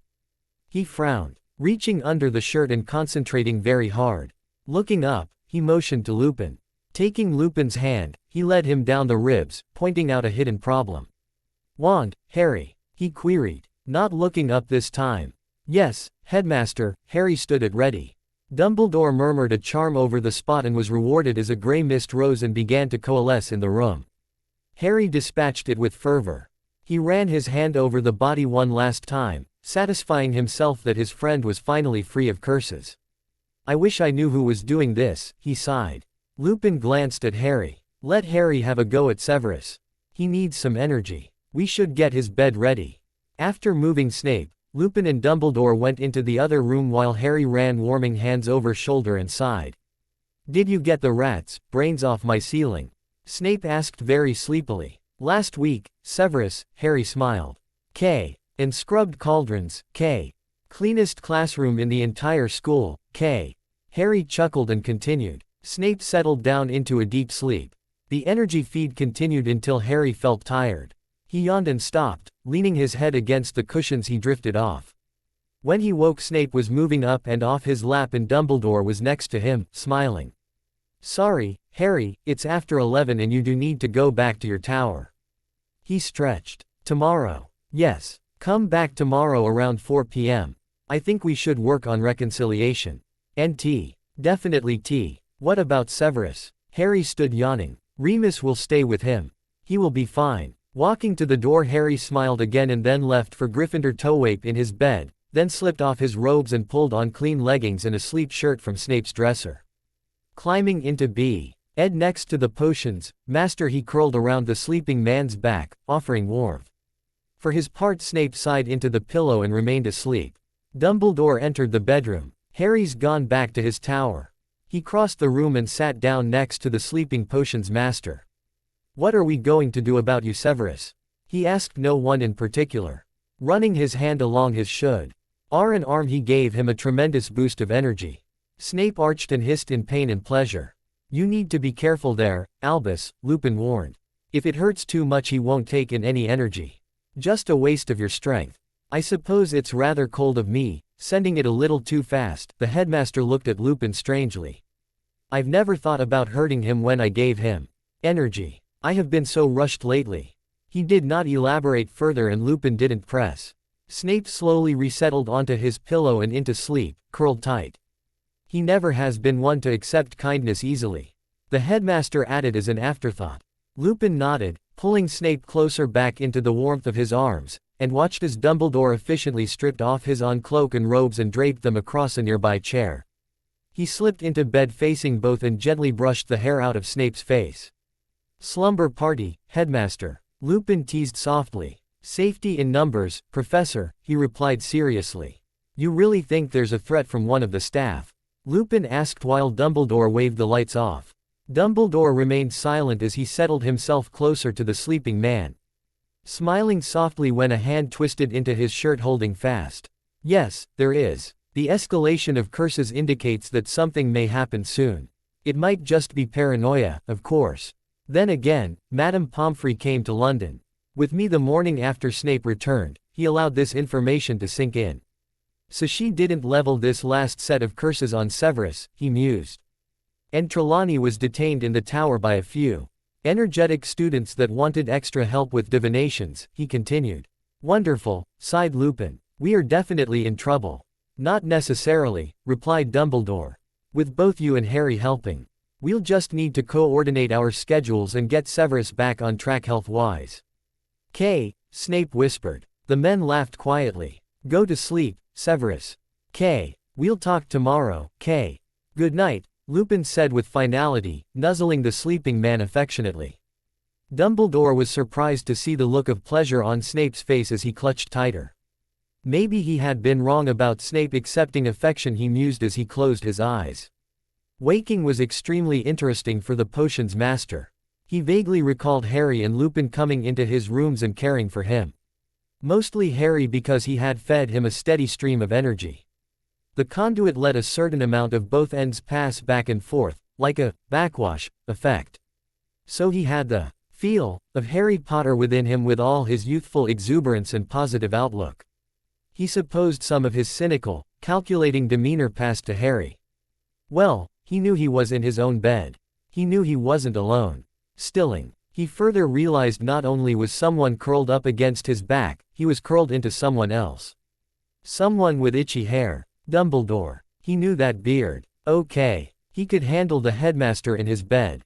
The man had pulled him from the edge of death on more than one occasion. But the other. He could feel the warmth from the sleeping body against the full length of his body. It was comforting. Yes, that was an acceptable description.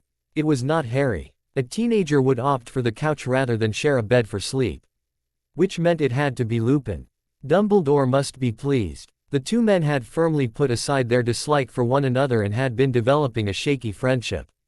Shaky was a good word. Tenuous fit too. Tentative, weak, uncertain. He grimaced. Why was he running through synonyms like a student writing a research paper? Shuddering, he decided he had to go to the lavatory.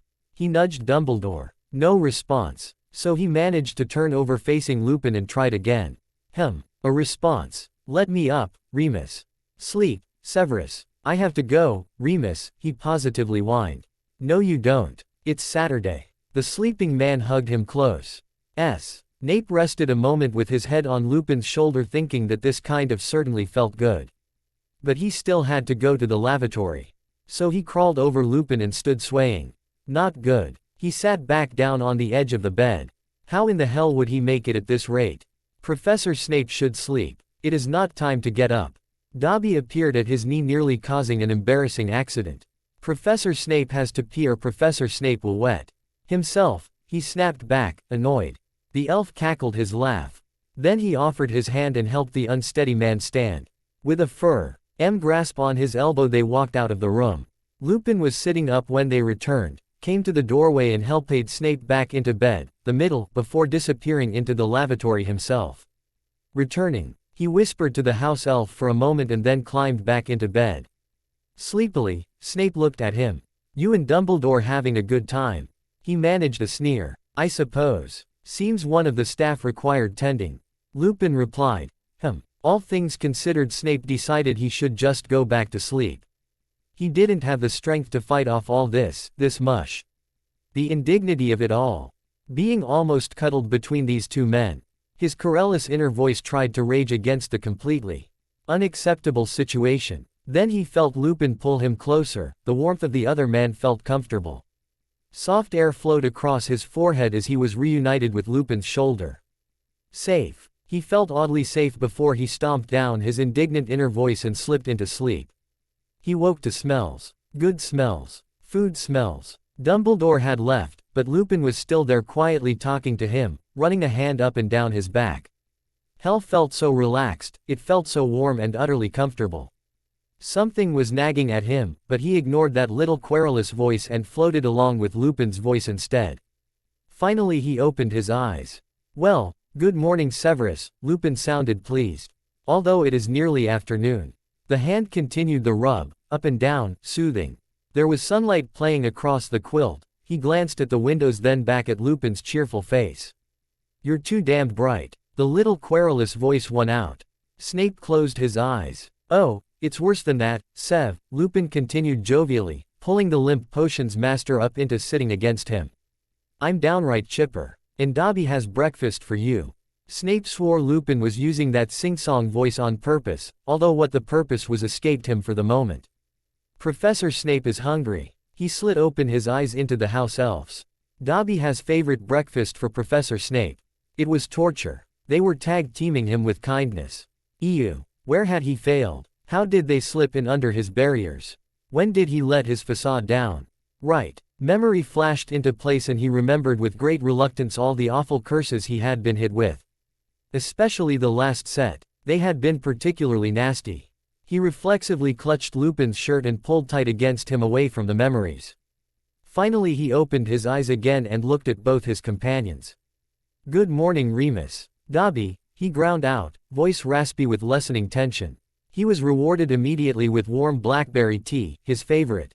He sipped and swallowed gratefully.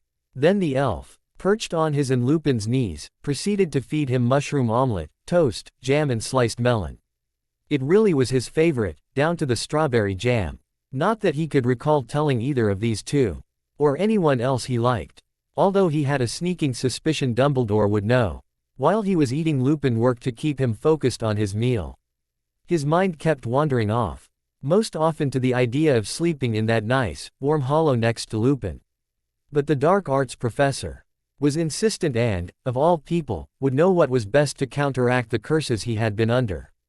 Snape further supposed it was quite comfortable being held. He had liked it when Dumbledore had held him before when he had been hurt, but he never mentioned that to the headmaster.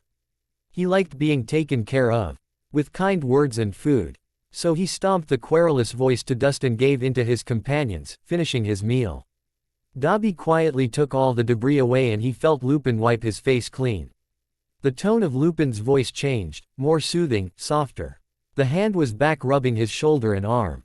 He felt the man reclined him slightly in his arms, adjusting the covers so he was bundled up and warm. The sunlight danced on the quilts. His eyes felt heavy, so he let them close and peacefully dozed against Lupin's warmth for the best part of 2 hours. The next time he was aware, not really fully awake, Dumbledore was coming into the room. He looked excruciatingly happy, too. Snape decided it was a conspiracy. Or they had been hit with multiple cheering charms. Yes, that was it. Flitwick probably went starkers and hit everyone in the castle. Or a first year's class went awry. Gads. Why the hell was he analyzing all this tripe? He finally gave up and allowed himself to be bustled into the bathroom and into a soapy tub of steaming water. Oh wonders of wonders, there was a stupid yellow duck bobbing on the waves they created while scrubbing him. He batted tea angrily away to the amusement of the others. But the water felt good and the washcloths took away all the remaining clinging remnants of the curses. He stomped his querulous tormentor again and drowsed through the reassuring experience. By now he was used to Lupin's soft litanies and he turned his face to the voice. Dumbledore was amazed over the change in his crotchety potions master. He had taken care of Snape when he was in worse shape than this and he hadn't relinquished himself at all. In fact, he had been snide and condescending and not very appreciative. Guess maybe he could learn something from Lupin. Especially about bedside manner. He certainly had Snape wrapped around his little finger. Pliable and accepting. Then again, Snape was on the verge of totally breaking down. That last visit with Voldemort had been more detrimental than helpful for Snape. He wondered what had happened. Snape had still been asleep when he and Pomfrey had gone to the ministry the morning before. He'd definitely find out before the weekend was over. Whether it had been Voldemort himself or another agent, Snape had been pretty harshly treated. Coupled with the hexes he'd received sometime Thursday, Snape's energy level had been substantially drained.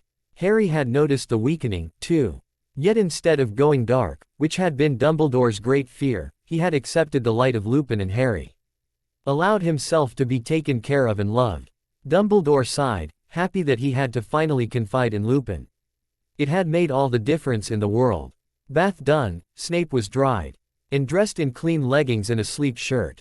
Lupin combed out his hair as Dumbledore held him. Hands clutched his shirt once more and he smiled as Snape hid his face in his beard. Hair was pulled back and braided, changing Snape's normally slouchy look. He was wrapped in a warm blanket and put on the couch, head pillowed in Dumbledore's lap.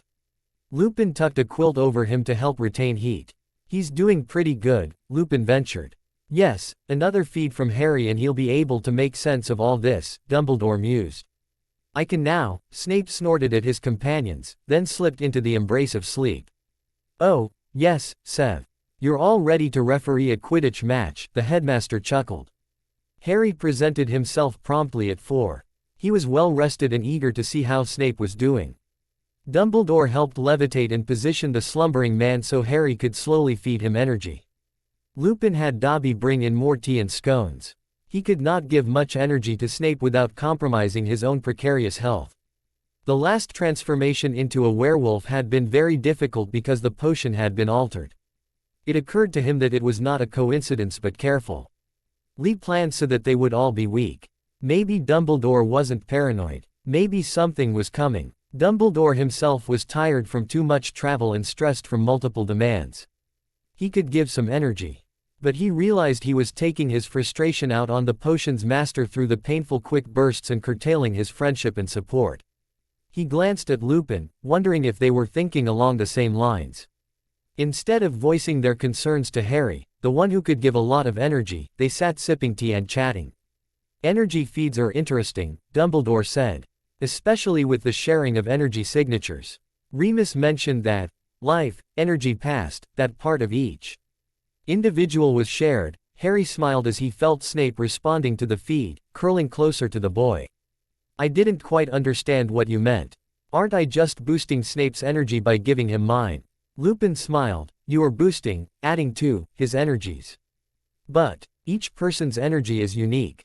So your energy feels different to Snape than mine or Dumbledore's." Harry was still slightly confused, and he pulled Snape onto his lap a bit more, continuing to run his hand over his chest and arm. Dumbledore smiled mischievously. "Haven't you noticed you've been quite a bit more assertive lately? That you are more focused, more intent, more willing to stand up against anyone who questions you?"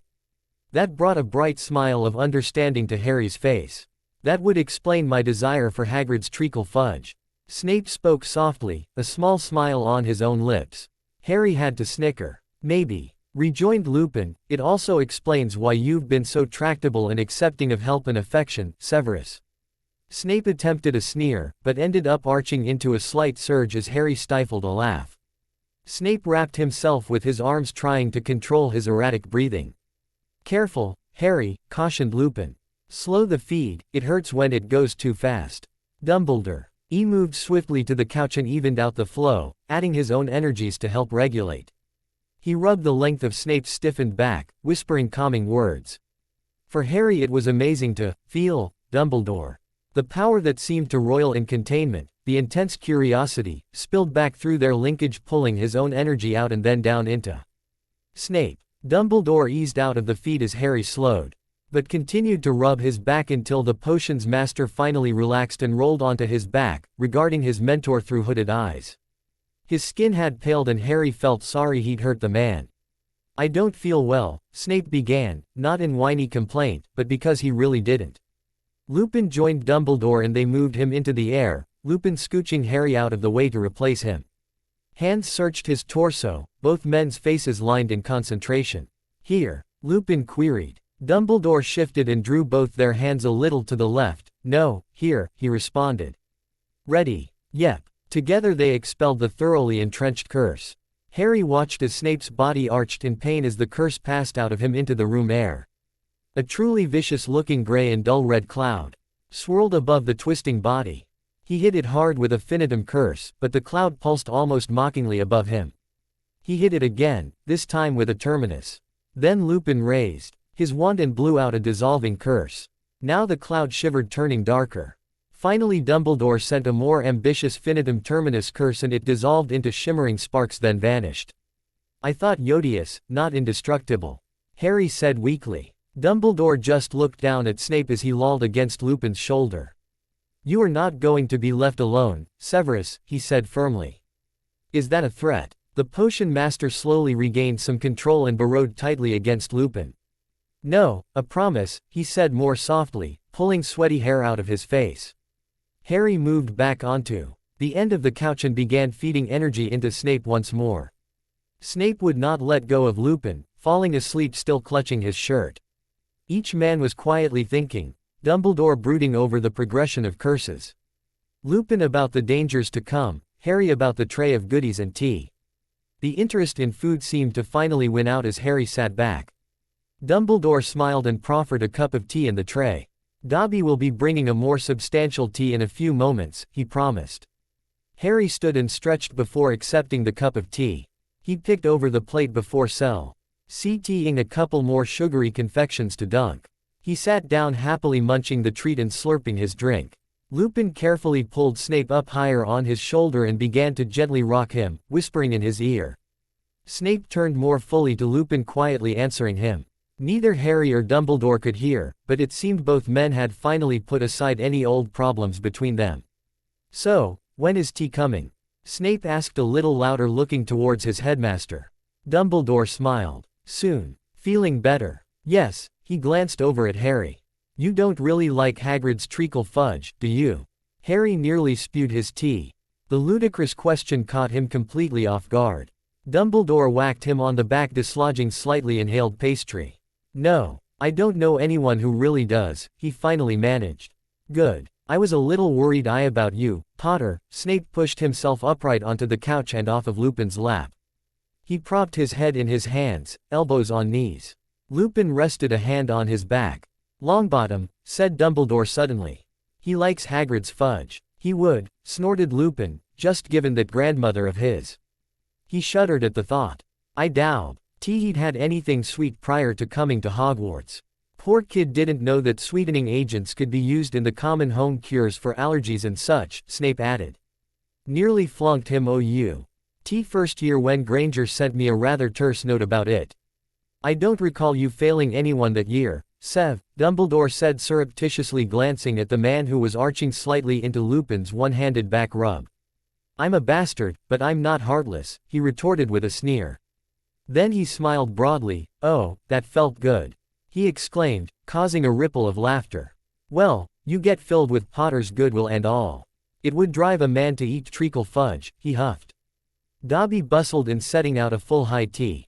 As Snape attempted to stand and walk over to the table, his meager strength failed him. Lupin gracefully slid an arm around him as Harry caught his other arm. You're all thrilled about this, aren't you? He said sourly as they got him into a chair at the table. Thrilled? No. Worried? Yes, Dumbledore asserted. Just want you better, Severus, Harry said equitably. Snape sneered at the two of them. Oh, I don't know, interjected Lupin happily, tucking a napkin around the testy man's lap. I think it's pretty cool. Snape glared at the man who now sat to his left playing with his silverware. Lupin looked up into Snape's eyes. I've wanted to be your friend ever since Sirius sent you into the Shrieking Shack, Severus. When I realized you were just as human as the rest of us. I just could never break through your rather daunting personality. The Lair softened immediately as he ducked his head. Thank you, Remus, was all he could manage. Lupin smiled, gently touching his chin to get his attention. Welcome, he replied. Food was passed around. Both Harry and Lupin loaded Snape's plate while he snarled at them. You are feeling better, aren't you? Mused Dumbledore. He received a special sneer all his own. The headmaster watched Snape begin to eat, scanning his face for any adverse reactions. Snape was thoroughly enjoying the little sandwiches piled indecently high on his plate. Lupin had nudged a glass of juice in his direction and he smiled, momentarily forgetting to sulk. As he stretched his back, he looked directly into Dumbledore's questing eyes. He held the gaze for a long moment. What? He finally snapped. Just making sure everything is staying down, Dumbledore said pleasantly, spooning marmalade on the end of his scone. Snape glanced at his plate, then contemplated his stomach. Seemed okay. Shrugging, he continued eating. Dinner will be fun, Lupin smirked. I'll bet he's too stuffed to eat. You go the week without keeping anything in over an hour, he flared back, and see how you feel. The anger was back, flash of fire in his eyes. Dumbledore leaned back and sighed. Yep, the bastard's feeling better. He was about to resign himself to a rather unpleasant time when Snape suddenly dropped his face into his hands. Sorry, Remus. I just don't know how to handle all this anymore. He was dangerously close to tears and fought against them. H partial differential E watched Lupin gently reach out to run a comforting hand over H's back and Harry quickly put another on his shoulder. Snape pushed the food away from him and leaned back into the chair staring out of the windows ignoring everything. Snape miserably wondered what he was going to do. How could he go back even if Voldemort called? How could he begin to explain to Dumbledore what happened in just one night to make a precarious situation completely untenable? He doubted his resolve. He was scared. He was ashamed. Dumbledore waved both men back, giving Snape the distance he seemed to want. Deciding this might be more than Harry really needed to be exposed to at this time. He touched the young man's sleeve and motioned him to the door. "Let Remus and I work with him a while, Harry. You've done your job for now. Tomorrow afternoon you can come visit. And see how he's doing, okay?" Trusting Dumbledore, Harry nodded and left. The headmaster moved back to the table, taking the seat now vacated next to Snape. He looked at the rigid man, the mix of emotions playing across his face. He was ready to break, no doubt about that. "I'm sorry," Snape managed again, "I'm just so tired." He rubbed his eyes and mournfully looked at the jumble of food that had been desired and now was repulsive. "Do you want to lie down?" Lupin queried, disturbed at the huge mood shift. He again rested a hand on Snape's shoulder and prayed he wouldn't totally shut down. Snape merely nodded and stood, silently allowing both men to guide him back into the bedroom. He crawled deep under the covers and wrapped himself completely around a pillow, his face buried. Dumbledore was not going to be ignored. He walked around to the opposite side of the bed and watched as the face reappeared, dull eyes staring at nothing. Carefully, the headmaster wanded the bed back into its original size so that he could more easily get to Snape. "Severus." He very gently reached out and smoothed hair off his forehead. "Yes, master." A dulled, automatic response. Lupin glanced at Dumbledore. "Severus. Child. Look at me," he continued in a quiet voice, hand still on his forehead. Snape blinked then slowly refocused in the direction of the voice. Finally he met Dumbledore's eyes. "Yes, headmaster?" he asked in a slightly strained voice. "Good Severus, stay with us." Dumbledore reached for his hand and held it gently. Lupin slowly climbed into the bed and moved close to Snape without actually touching. He watched Dumbledore for any adverse reaction, then inched closer still. "Let Remus warm you, Severus. Your hand feels like ice." "Okay," came a soft reply. Lupin snugged up against his back and pulled him in against his body. Snape whimpered and tensed slightly at the touch, but allowed it all the same. "Severus." Again Dumbledore stroked his face, pulling a piece of. Snape looked up into the calm blue eyes. "Tell me what happened to upset you." The potion's master closed his eyes for a long moment, long enough for both men to think he'd fallen asleep. "I'm afraid," the soft voice wafted up. Neither listener spoke, but Lupin held him a little closer and Dumbledore reclasped his hand and looked at a face that showed no emotion whatsoever. "I'm always very careful, always deferential to Voldemort and his chosen few. Never disrupt the unspoken hierarchy or challenge those who are the accepted leaders." Here he stopped to lick dry lips. "Thirsty?" Lupin asked and Snape nodded. "Accio tea mug," called Dumbledore and inhaled his nearly full mug, followed closely by an agitated Dobby and the pot of tea. "It is cold, headmaster." "Cold," protested the elf. "It is fine, Dobby. But we need a straw. Please." Dumbledore quaffed half the cup in a large swallow. He poured fresh tea on top mixing it. Dobby dropped in a straw and the entire contraption was brought down to Snape to sip. He drank deeply and sighed. Dumbledore set everything down and resumed holding Snape's hand. The man was thinking judging by his face. Weighing his words. "I was called last Monday in the late afternoon and you walked me out, Albus." He swallowed. "Thank you for that," he added. Dumbledore just squeezed his hand. "I went far enough away to apparate and was about to when I was hexed. I managed to apparate to the meeting." His hand twitched and Dumbledore soothed it away with his thumb. "I apparated nearly in front of Voldemort puking my guts out. It was neither pleasant or welcome, I'm sure. I expected to be dragged aside and dehexed when it was convenient. But," Snape trailed off and both men knew the crux of the matter was coming up. "I wasn't moved. I also wasn't fully conscious. Sometimes I've lain dazed for several minutes before I can move at all. After a while I felt my face cleaned and the curse lifted." Someone even gave me a few sips of cool water.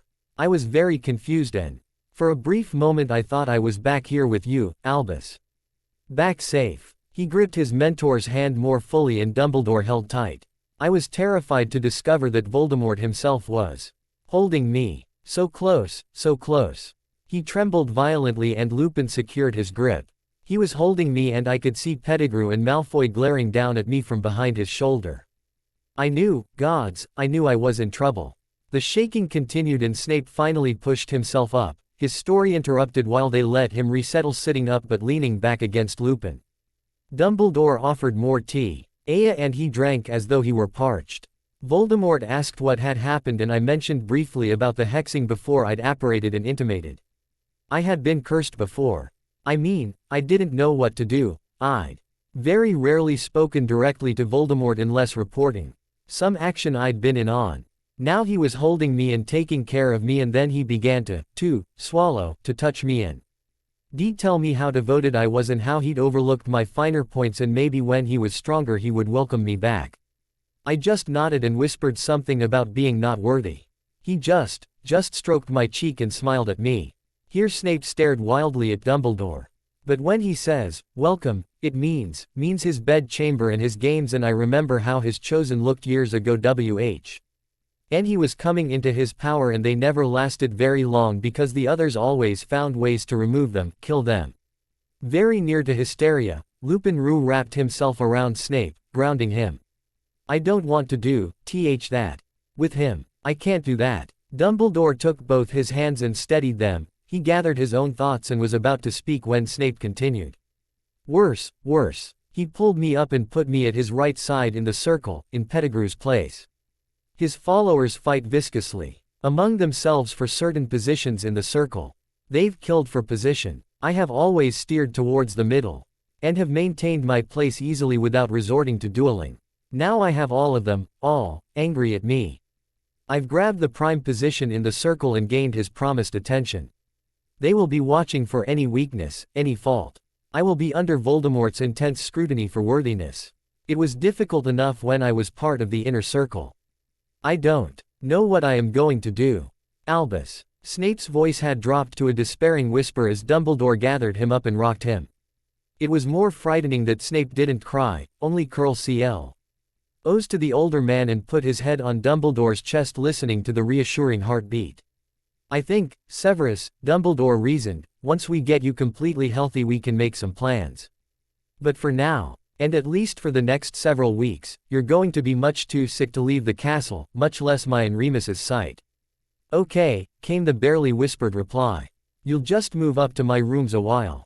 Dumbledore continued. Is there still that ducky paper on the bathroom walls? Asked the potions master in a shaky, weak voice. Oh, Sev, I changed that ages ago, said Dumbledore extremely apologetically. Thank God. It made me queasy, came the grouchy voice. Lupin snickered. Then you'll like this news even more, cautioned the headmaster. I've arranged for a professor to take your classes for the next week or two. Lupin looked expectantly. A sub? He asked. Yes. For a week at least. Severus, you're much too shaky and we know that the information you're weak in will reach certain Death Eaters fairly quickly. Voldemort, too. Snape hugged tightly into Dumbledore. Thank you, he managed. Then he cried. They held him until he relaxed into sleep. He was lowered onto the pillows. Blankets tucked around him. Unguarded in sleep the years fell off the man's face and Dumbledore was sharply reminded of 20 years ago. The stakes were just as high, seemingly impossible to overcome. He looked up at Lupin. Shit, Lupin said succinctly. Indeed, Dumbledore replied. At least he'll have a few weeks. Although he's only been called twice this school term. Usually, he receives an L from a fellow Death Eater. I'm sure they're ambiguous enough, Lupin remarked. Generally. So really, he can recuperate. The trick is not letting him get depressed. Lupin just rolled his eyes dramatically. Gods, Albus, I'm terrified for him as is.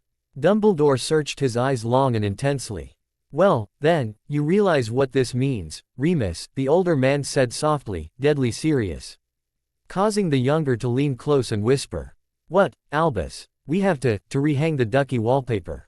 Lupin stared at him blankly. Then he grinned, snickering. Snape shifted in his sleep and opened his eyes. The immediate sight of Lupin and Dumbledore hovering over him and giggling both annoyed and concerned him.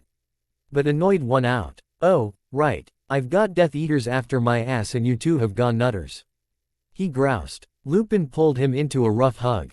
"Oh, no, Sev, no, honest, we," and he dissolved back into laughter. Snape just sighed. He was trapped once again between these two people. He ground his teeth and waited.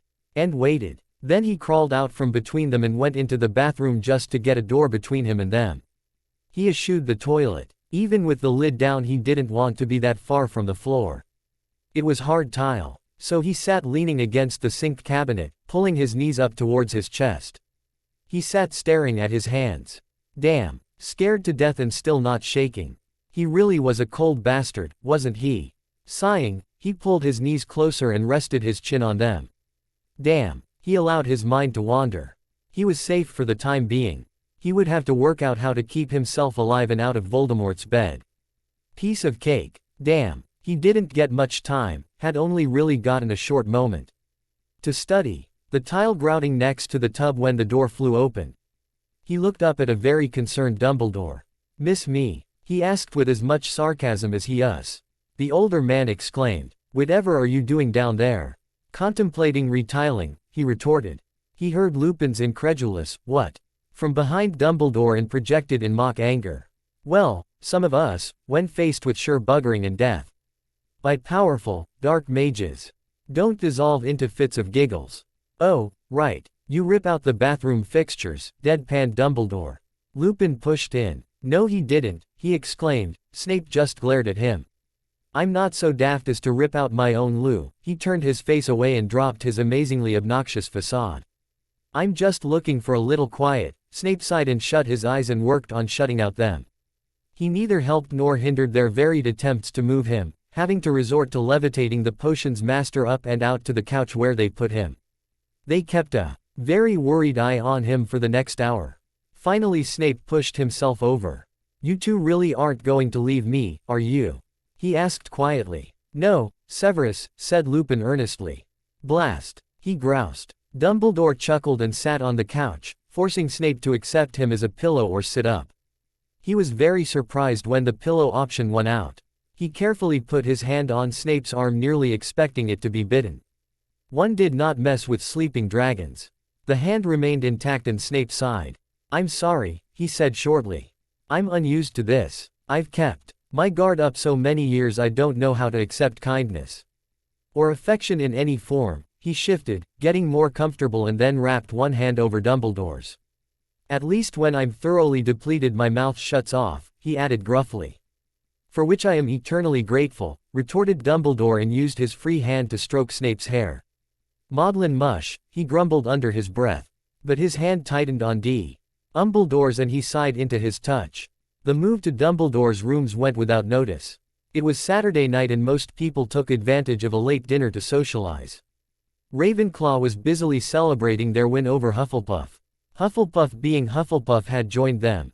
Snape didn't eat again until the next day. He was so successful at shutting everything out he slept and then slept longer. Lupin had returned to his own quarters for the night and returned the next to check in and report he was going to inventory the potions in the dungeons before lunch. They both attempted to wake him later on in the morning. "Do you think this could be a timed hex?" Lupin asked. Dumbledore shook his head slowly. "I don't know, Remus. Could be. He could just be physically exhausted." "Maybe we should contact a healer in Hogsmeade," Lupin suggested. Dumbledore's sharp eyes flicked over him. He was not too keen on letting outsiders into his small sanctuary. Then again, he wasn't too keen on Snape reenacting Rip Van Winkle. The last curse had been quite complicated, nearly impossible for him to find until it had actually began to eat away at the potion's master. "Convince me over lunch," he finally relented. "Harry was going to stop in. He'll sit for us." Lupin smiled. How much do babysitters make nowadays? Waking once again was an interesting experience. Softer. Definitely softer. Airy. He could feel a breeze playing across his face, stirring the hair on his cheek.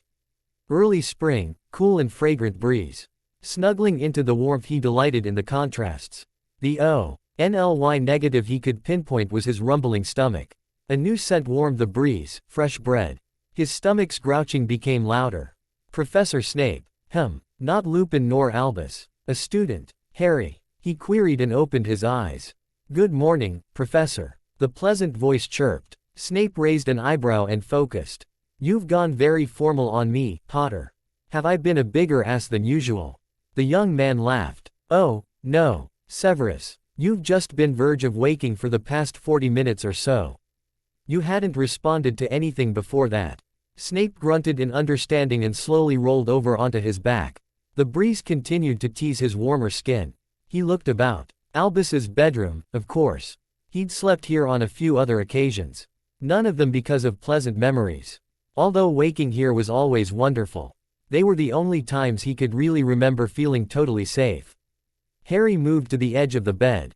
I think you're hungry in any event. Your stomach was so loud Dobby heard it. He's brought up a nice luncheon for us. Am I allowed out of bed? Why not? Harry chuckled. I'm just supposed to make sure you don't overexert yourself. I doubt eating lunch will do that. Cheeky brat, Snape groused and slowly sat up. He then bent forward, dizzy, closing his eyes. Harry placed a hand on his shoulders to steady him. Remus said to be careful. All because you haven't eaten much and you might be disoriented. Snape snorted inelegantly. With help the warm covers were tossed aside and he swung his legs out of bed. Slippers appeared, complete with house elf.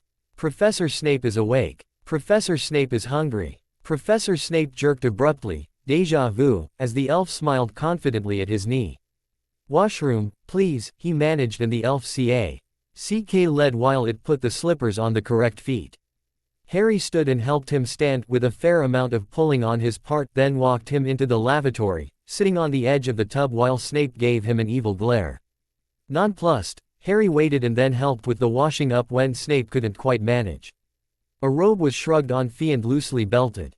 Finally the potions master approached lunch. They sat at corners. Harry poured out tea and began to hold serving dishes for his fussy companion. Snape quickly grew frustrated with his weakness. Did either Albus or Remus have any reasons why I should still be as weak as a bloody kitten? Snape hissed out then cursed emphatically when his fork dropped again. Harry's eyes widened slightly but he put the fork back by Snape's hand. Ah, they mentioned something about that, Severus. The headmaster thinks he's missed a hex. But neither he nor Remus are full healers, so Remus is trying to have him send for a healer from the clinic in Hogsmeade. Snape lowered his head. Oh, joy, he whined pathetically. Harry allowed him a moment of self-pity then pulled on his sleeve. Severus, he chastised, eat. It's better to go with someone outside. Anyone but Pomfrey. Just trust me on that. He busied himself with his tea, refusing to meet Snape's eyes when he lifted his head. A point to consider, Snape allowed softly. And, Harry, shook a forkful of cold curried chicken salad under his nose. Dumbledore will be checking it all out. You'll be fine. He pushed the salad into Snape's mouth and let loose. Snape took hold of it and removed the metal part, chewing thoughtfully. A second valid point, he said, then focused fully on his plate. Where's the curry? He asked, then spied it on Harry's plate and quickly stabbed another mouthful. Chuckling, Harry moved the curry closer to him and let him eat quietly for a while. He was very hungry and plowed through his plate as though it would disappear. Harry kept nudging different oddments closer so he'd eat enough. Dobby returned, nodding happily as he checked plates, removing most dishes and replacing them with desserts and a fresh pot of blackberry tea. Snape sighed happily, as he sipped at the sweet fruity drink and looked over the caloric choices. He settled on fresh berries with a thick sweet whipped cream, licking the spoon decadently as he went. Harry continued to eat, kept the tea mug filled, noted how the man was getting more and more sleepy as he ate. He deftly snagged the spoon from his hand as his head dipped and quickly jerked up. I don't know why I'm so tired, Snape said by way of apology. Eating is hard work, Harry said seriously. Snape regarded him a moment, wondering sluggishly if he were teasing him or placating him. But the lethargy creeping over him made it impossible to care. Even if he could take points from Gryffindor for the act. Think'll take a small gnats get you onto the couch, then, Severus. He readily agreed and let the young man help him up and walk him to the couch.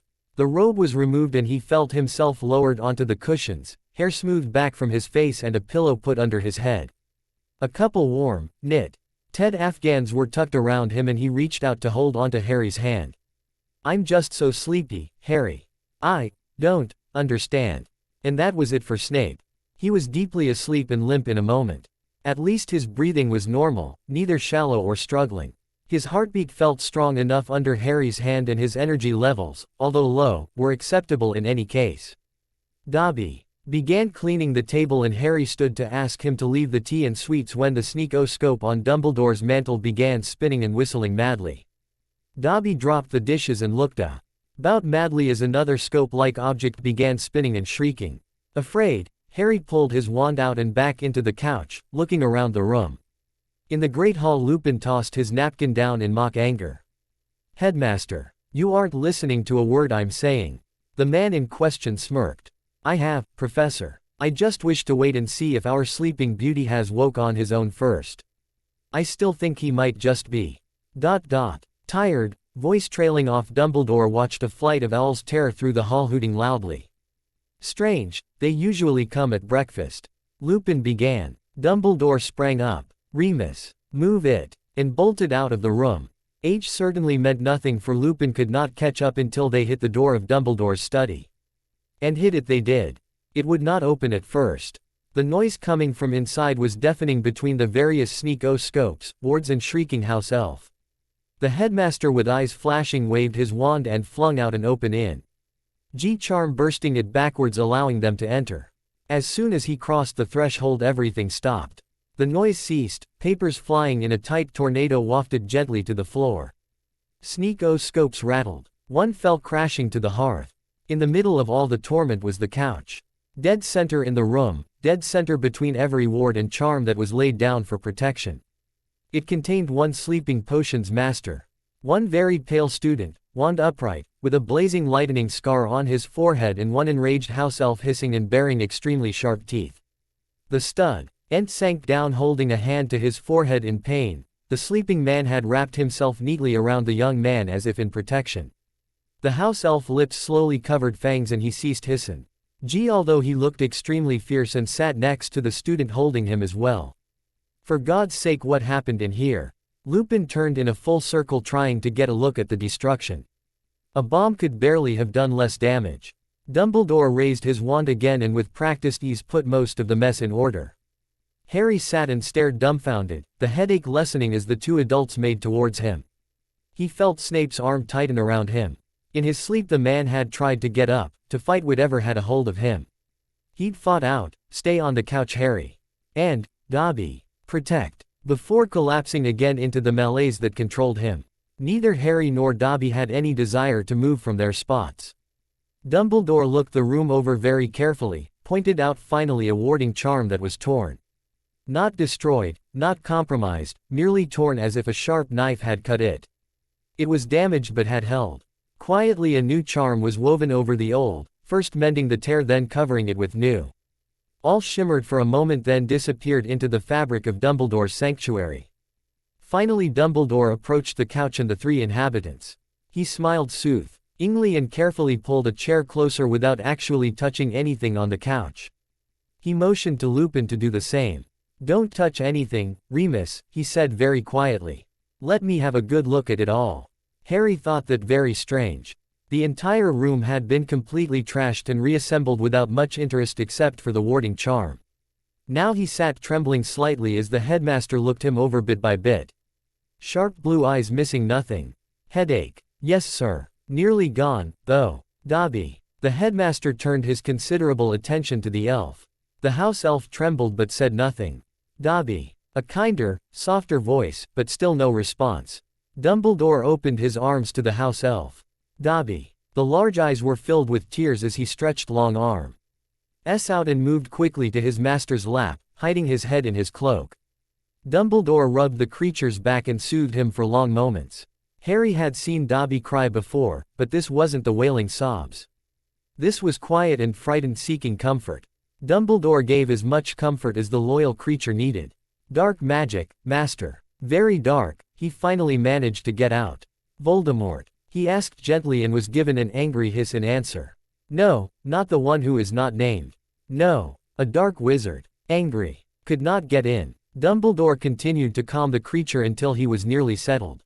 Go fetch some hot tea, Take away the broken crockery.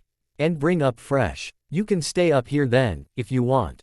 Dobby nodded, ears flapping madly, then he went to clear the table.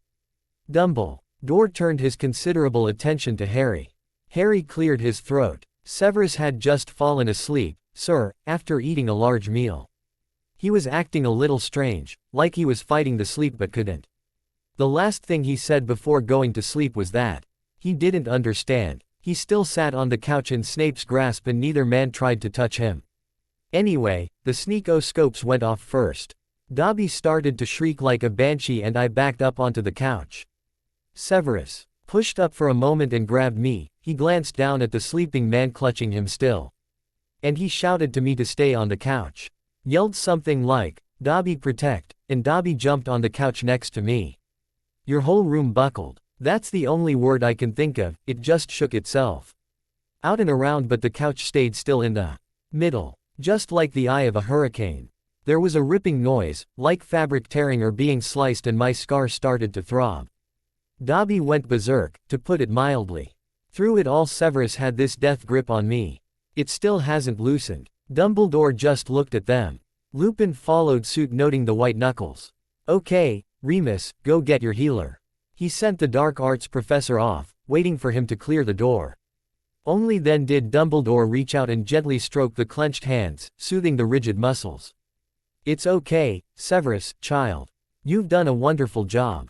Just let Harry go now, and he continued the soft litany until Harry was freed from the tight clamp. He took the chair Lupin had just vacated and watched as Dumbledore continued to stroke and pet the sleeping man until his muscles did unclench and the face relaxed. He adjusted the covers and bent down whispering over the sleeper's head, brushing a light kiss to his forehead. He then sat back down, although he'd pulled his chair against the couch so he could touch Snape freely.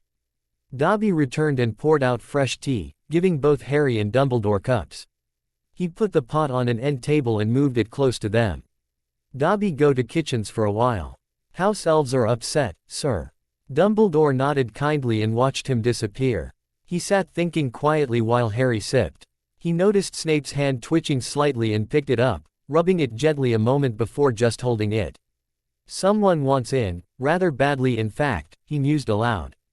Harry sat up a bit straighter. Do you think they want Severus? He considered a moment, or me. Dumbledore looked at him carefully. I don't think getting to you is the reason, nor getting Severus actually. No, someone wants in and it may not be Voldemort directly. It could be one of his Death Eater bring a prize to solidify his place in Voldemort's camp. And cursing Severus, he asked, keeps him weak, keeps me weak. Also affects Remus. They are clever enough to know about, or to have caused, the problems on staff in regards to Severus. We must get everyone up to strength as soon as possible. He looked at Harry's scar. Headache. Gone. Good. Perhaps you should go back to your friends for now. Dumbledore sighed and ran a hand over Snape's lax face. When Severus doesn't come to class you can let out he was ill the night you went to serve detention. I also think you might share your thoughts with Hermione and Ron. It's difficult keeping secrets and they will be of enormous help in the long run. They already know Severus is sick, they helped clean the dungeons this morning. But I'm glad it's okay to confide in them. Hermione is a whiz at figuring out things and I'd like her help. Dumbledore smiled at him. Just you three, then. Keep me informed via Dobby if needs be. I don't have to warn you how dangerous this is becoming. Harry nodded and stood, going back to his friends. Thanks for watching. Back. He dispelled that with a terminus curse. Snape didn't move.